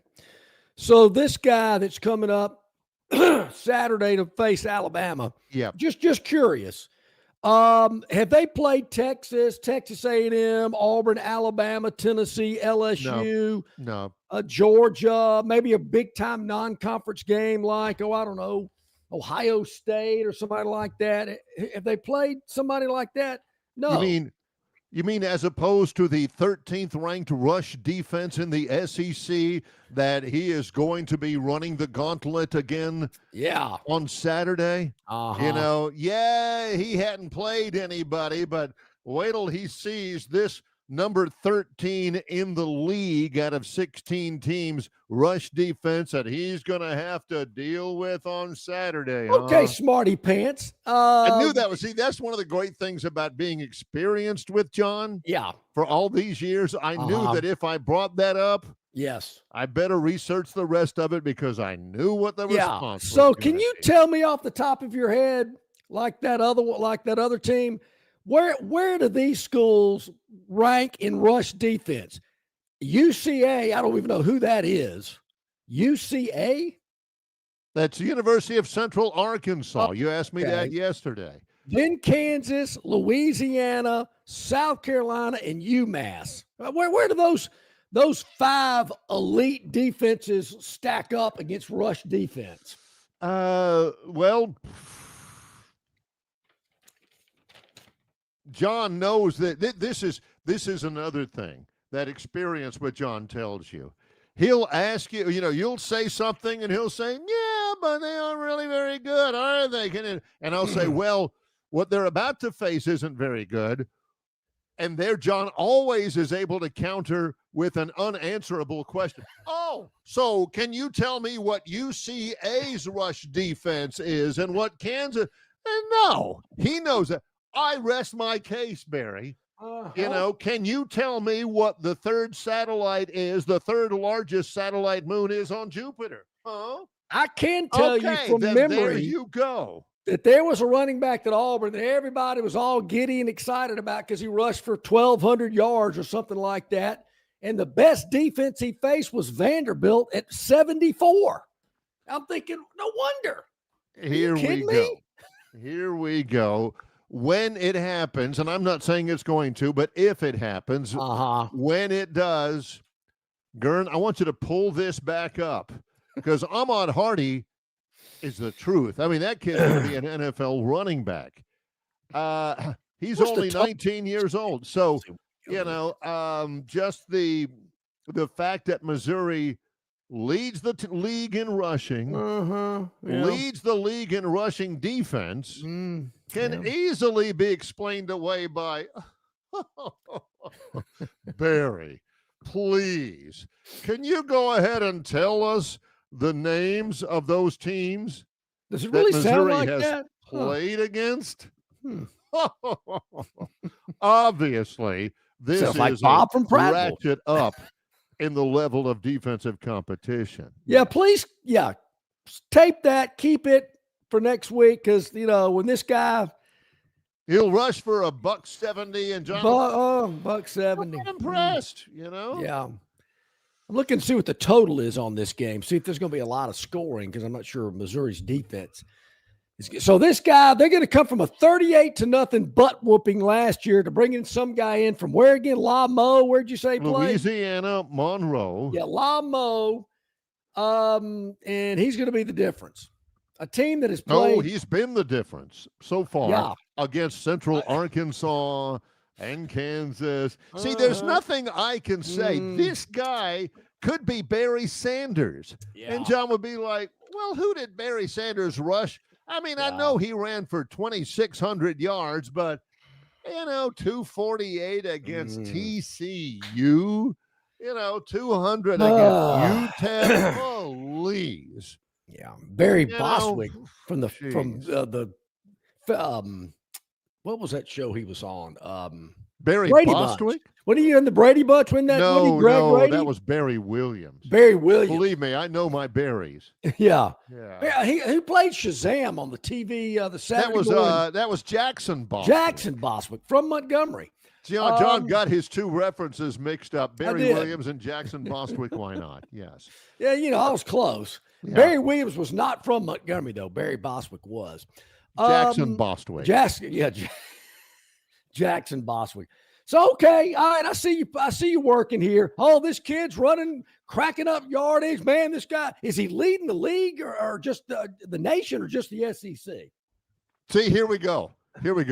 I think he's leading the nation, But again, this is John. John's like, this is also something I always have to be prepared for. Yeah. Let me ask Barry an unanswerable question so I at least get out of the topic with having something. The other one is also when he begins a segment by saying, look, I haven't looked this up, but somebody can if they want to. That means John's So you're telling me this guy led the Sun Belt in rushing last year, and the only school that would offer him was Missouri? I mean, where was Oklahoma? The only school that would offer him out of high school was ULM. I mean, where was LSU and Oklahoma and Texas and Auburn? This is my favorite longshoreism. Out of all of this blah, blah, blah about who have they played or whatever like that, this is my favorite. I know the guy's averaging 150 yards a game as an SEC running back. I know that he ran for 1,600 yards last year. But tell me, Barry. Well, okay. How many stars did he have? This is hard to believe, Barry. I'm glad you brought that up. As an SEC running back, this young man has faced one SEC defense. One. This will be week 6, and he's faced one SEC defense. We're gonna see on Monday. John's gonna say, "Well, I gotta tell you, Barry, that kid's pretty good." But no, this is what I love about some of our recruiting guys. Yeah, I know he's been tremendously productive. He's strong and he's fast and he's resilient and he's run for over 2,300 yards in about a year and a half. Yep. But how many stars did he have, Barry? Really? Well, is everything else doesn't matter. What you do doesn't matter. It's how people think of you. Well, I'll just say that I'm going to rest my case on the fact that this young man that's churned up all this yardage. Yes. Like you said, get the next Barry Sanders out there. Yes. Barry Bostwick. Yeah.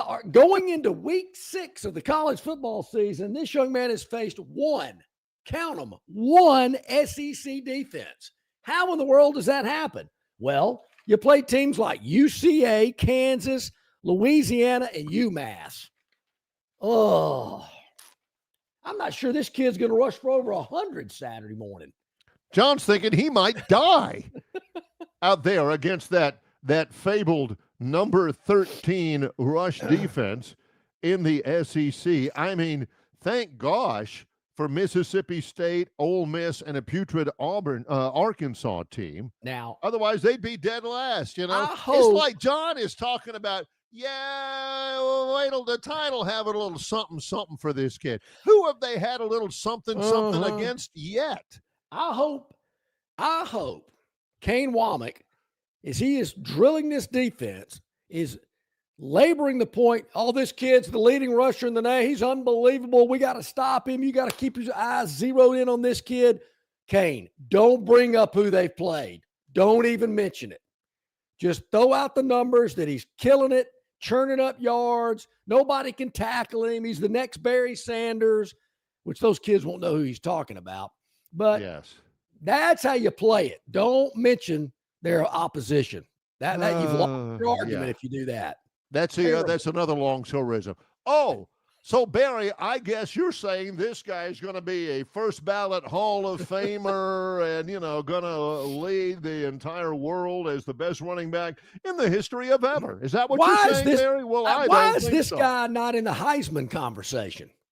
That's what I want to know.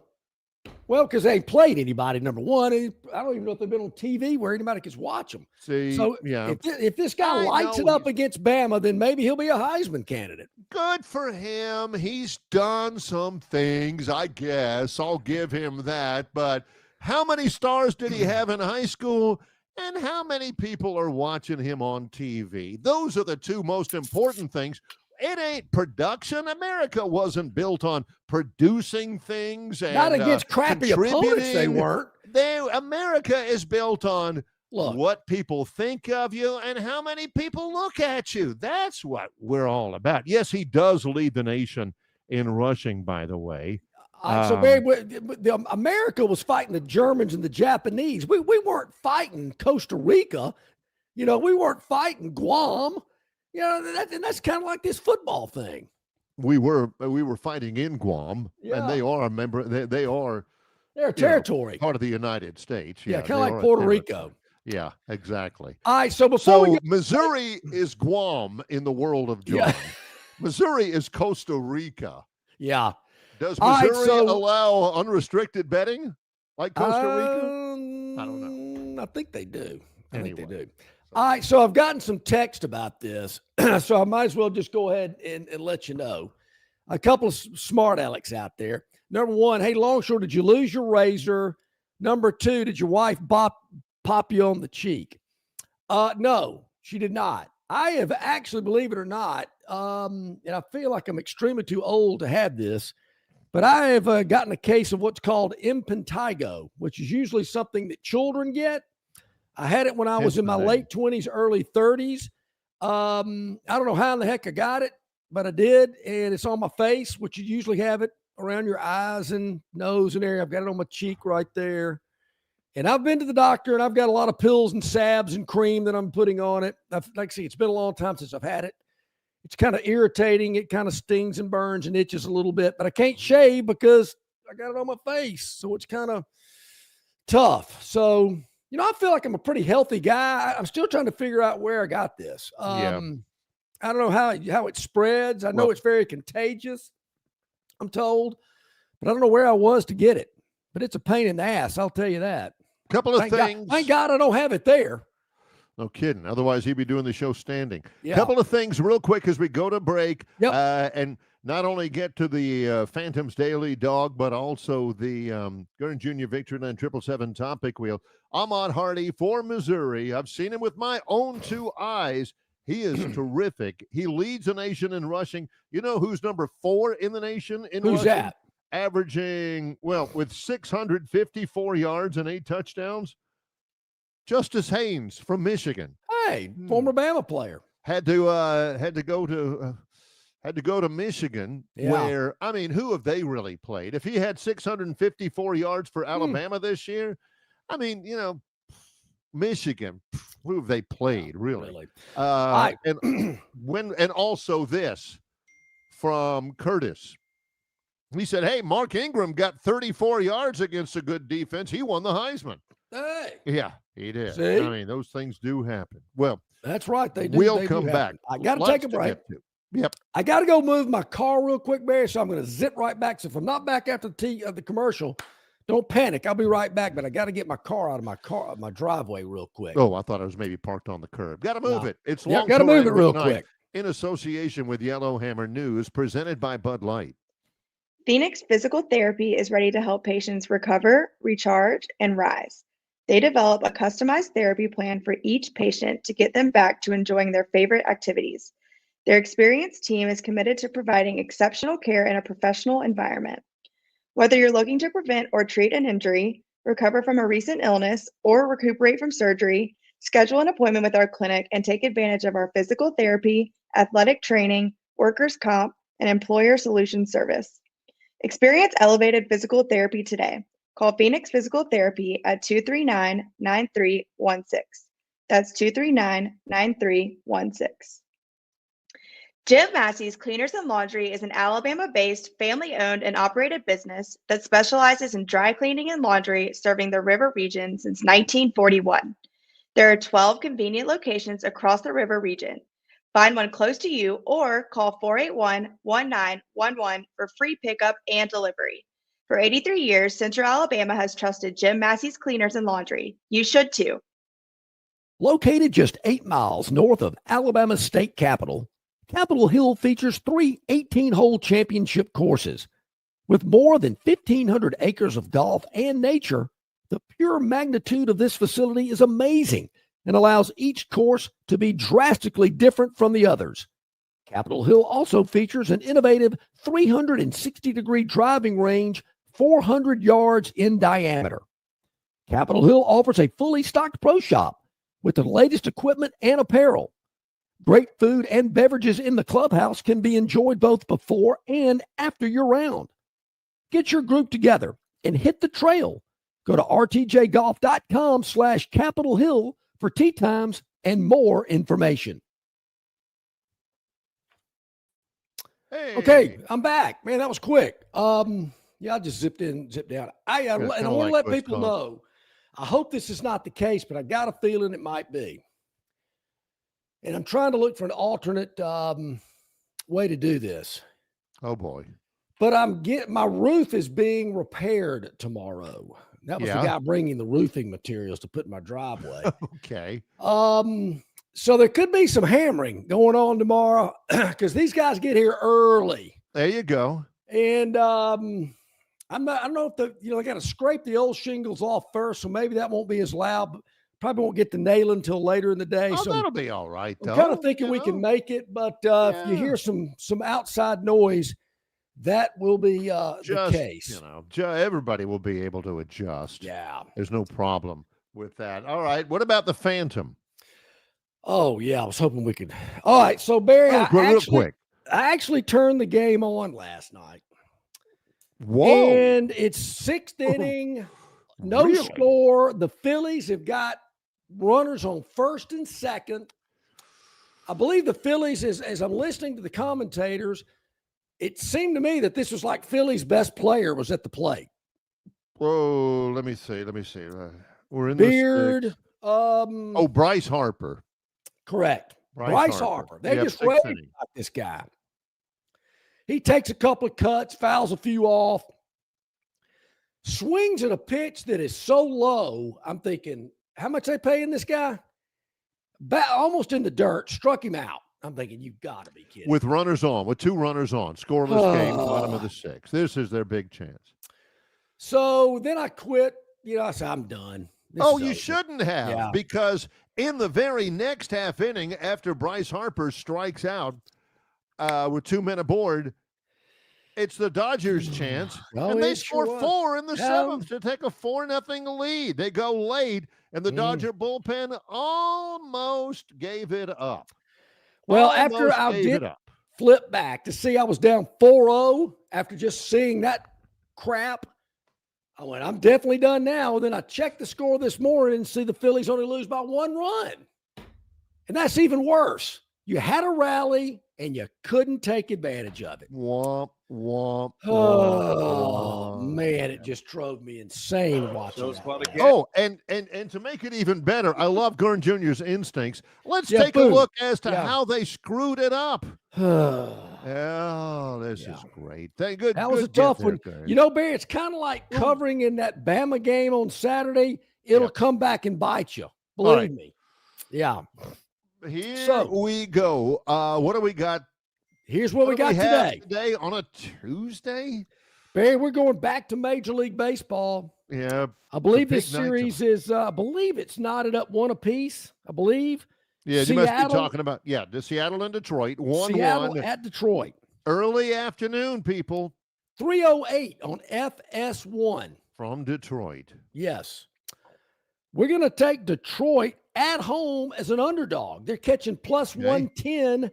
So we're going to take Detroit plus the 110 today. All right. 308. That's very important. 308. Yeah, there you go. So there's the Phantom's daily dog. He owes you one of those.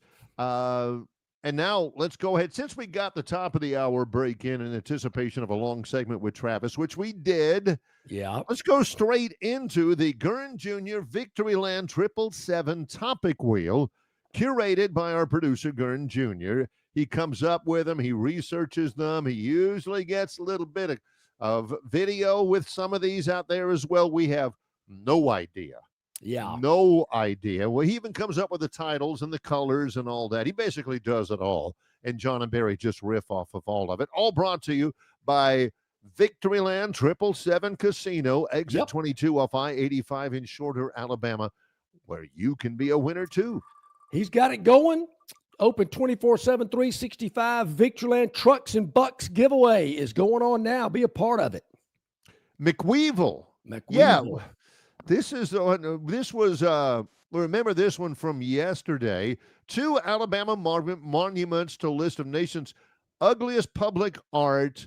Let's see. Yeah, that is Downtown Enterprise.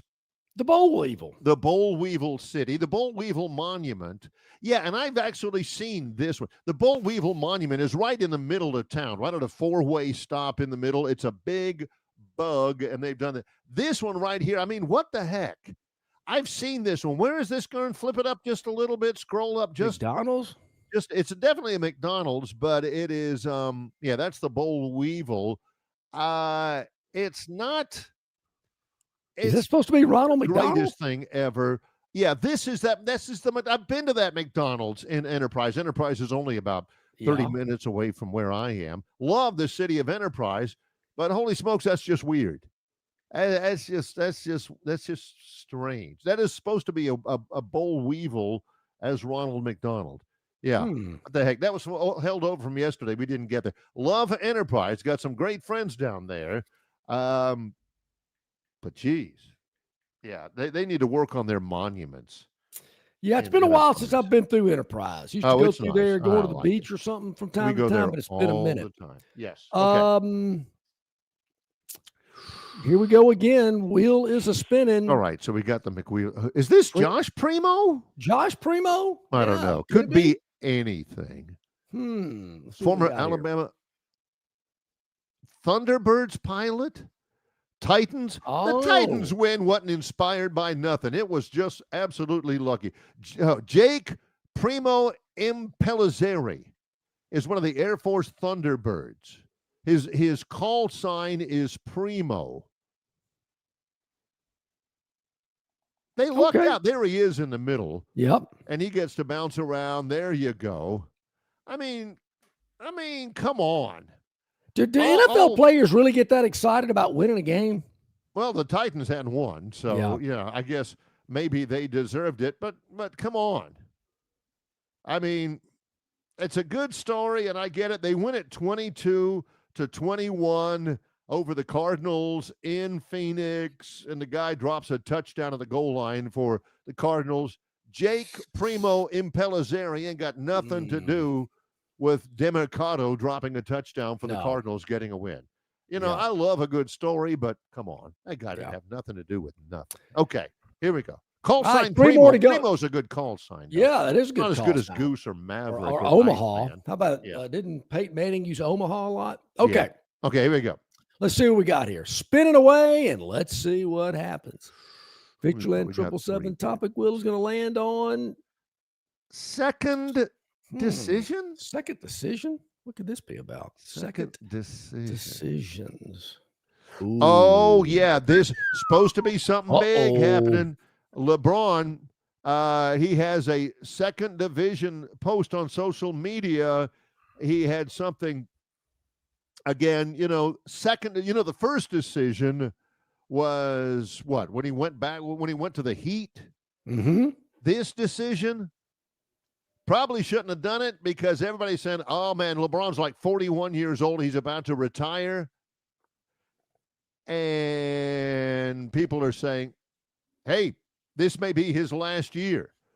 We better get our tickets while we can. Yeah, he's 40. This will be his 23rd season, which is supposed to be an NBA record. Didn't Kareem play like 30 years or something like that? I don't know. He had to drag Lanier and Walton up and down the floor. I don't know. That'll wear on you. But he played his buns off every night. So, LeBron had that post. Does this mean this is his last year? If that's what the post was about, and they do have some big production about my swan song and everything, I'm going to get physically violently ill. Because if we got to sit there and watch the NBA's television partners over and over again, we come here to Sacramento, Arco Arena, for the very last time that LeBron James will ever... shut up. I don't want to see that. I mean, I like LeBron just fine, but goodness knows if this is all about the entire year, so long to LeBron. Here's the thing, John. The Lakers are going to stink. They're not going to be any good. They're not going to make the playoffs. They're not going to have a winning record. Mm-hmm. But we got to watch them all the time. That's it. Just because of LeBron. See, give us some newly vibrant and svelte Zion Williamson and the Pelicans. How many times you think OKC is going to be on? I mean, a handful, but not as many as the Lakers. Well, the Lakers are really good. Don't matter. It's like, hey, Notre Dame's not any good. Doesn't matter. Doesn't matter. Ahmad Hardy leads the nation in rushing. So what? Who has seen him? It's He's all kind of about like being seen. Bear is kind of like Chris from the Hertz counter. I mean, with the text. I mean, he's spot on. Yeah, with his comparison of that guy. Chris says, comparing this running back stats, Ahmad Hardy, he says, comparing this running back's stats is like saying Longshore went 22 for 24 for 300-plus yards, 3 touchdowns, no interceptions for JD, but the opponent was Edgewood Academy. Yeah. Now, I don't know why we get the drive-by about Edgewood Academy. All of our people out there watching are like, we didn't even have anything to do with anything. Well, Chris, you're on track. What's the business for? Because you're on track. I mean, I was a little, the stats weren't that impressive, but I was a little startled when Charles Lee said, okay, put him in. And we're on like our own 20, and I drive us all the way down to the 3, basically running the same play every time. Because they couldn't stop it. And then we got down to the 3, and that's when, the audible came out. But, I appreciate. Did the audible come out, or did you break the huddle with the guys at Booker T. Washington in Tuskegee with everybody on that offensive line fully expecting that you'll turn around and hand it off? Oh, definitely. There was no audible. John just said, all right, you guys, we're running 23 on 2. Okay. Well, I did call the same play, but when I got to the line of scrimmage, went down. Red 10. Red 10. And every lineman turned their head and looked up at me. You ain't. You're not going to. And John looks at him from under center and goes, oh, yeah. Y'all get ready. They're like, that ain't the play, Longshore. Coach Lewis is going to. It is Don't now. Matter. Okay, here we go. Hut. And history was made. Yeah. Okay, what else is on the wheel? Let's spin away. Oh, zip. Moments in history. Zip. 2 more to go. What will it be? Let's see here. Ooh, is this from Supertramp? Is this a Supertramp reference? I thought the Doobie Brothers had an album that titled this. Maybe, I don't know. Let me say. Oh, yeah. Interception return. Let's just take a good look at this. I think I've got that very same jersey on. Devin Lloyd. Bob from Pike Road was right. Putrid throw by Mahomes. And then Devin Lloyd,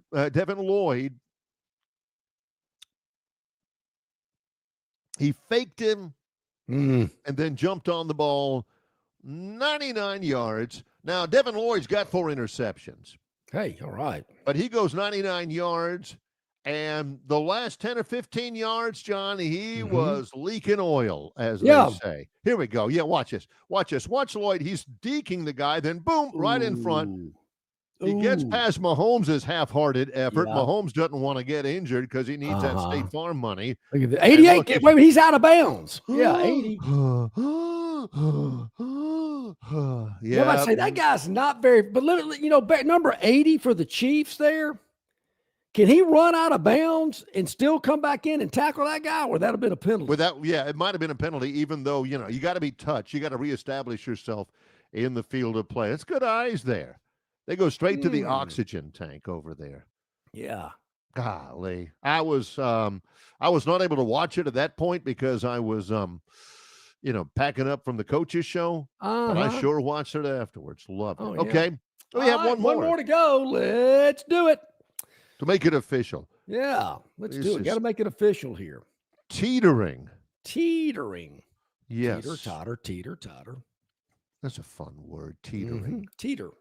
Yes. Did you ever jump off the teeter totter and make the guy hit the ground real fast? Yeah, that was always great. Nafisa Collier, Kathy Engelbert. John has never heard of either of those names even once before.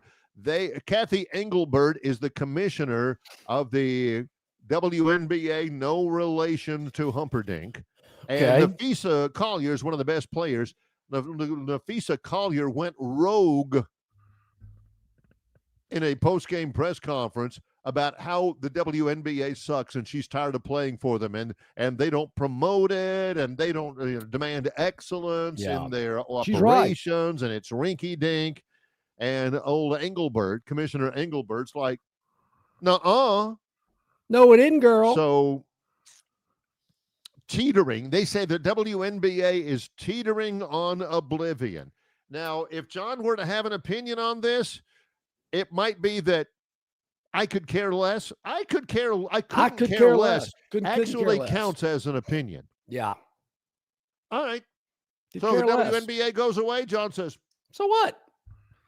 Barry, he could be gone for 2 years before I'd even notice. And I'm not sure 2 years would be enough. Now, the WNBA is also in cahoots with the NBA, which helps bankroll them. The NBA Commissioner Adam Silver says there's some issues involved. We need to really work on the WNBA during the offseason. John's thinking, work on the NBA in the offseason. Here's what they need to do. So, Barry, in the rare occasion I'm channel surfing and happen to stumble upon a WNBA game and I see actual fans there, do they give away those tickets? I can't imagine people running to the box office to buy WNBA tickets. No, it's probably, some of them probably, hey, if you buy 6 season tickets for the Pacers, we'll give you 2 season tickets for the Fever. Oh, okay. Stuff like that. That's kind of like how scalpers used to get around. Now, these tickets are face value, but to buy these tickets, you got to buy this pencil for $200. So I ain't selling you the tickets for $200, but that pencil is pencil's $200. Sentimental value to me. Yeah. So tickets are face value. Yeah. There we go. That'll wrap it up for our Victoryland 777 topic wheel presented by Victoryland 777 Casino, exit 22 off I-85 in Shorter, Alabama. So tomorrow, Barry, it's going to be a lot of fun. We're looking forward to talking to C.J. Duncan, former Vanderbilt player, get his thoughts about the game on Saturday and looking ahead to football as well. Our Phoenix Physical Therapy medical segment tomorrow as well. I know Auburn, of course, Horatio Fields with a foot injury, kind of like we talked about with Quay Russaw last week. We'll touch on that, along with some other injury information as well. Josh Harris, the money line magician, he's got to be feeling pretty good, Barry, because Bama's not only won, but covered their last 4 games. Can they win and cover a 5th in a row on Saturday against a team that allegedly has the best running back in the nation? The numbers dictate that. He's got to also be feeling pretty good about the fact that for the first time in about a month, he'll be back home in Atlanta. Josh Harris will join us as well. Our thanks today for Brian Matthews, AuburnSports.com. From Ryer on YouTube, our buddy Travis Ryer. And again, next week, I don't feel it next week. I mean, it's just Seattle, and it's not on Monday night. So I may not break out the Brunel jersey next week, but my heart is wearing it all week long. For also our producer, Gurn Jr., he's John Longshore. I'm Barry McKnight. It's Longshore and McKnight in association with Yellowhammer News, presented by Bud Light.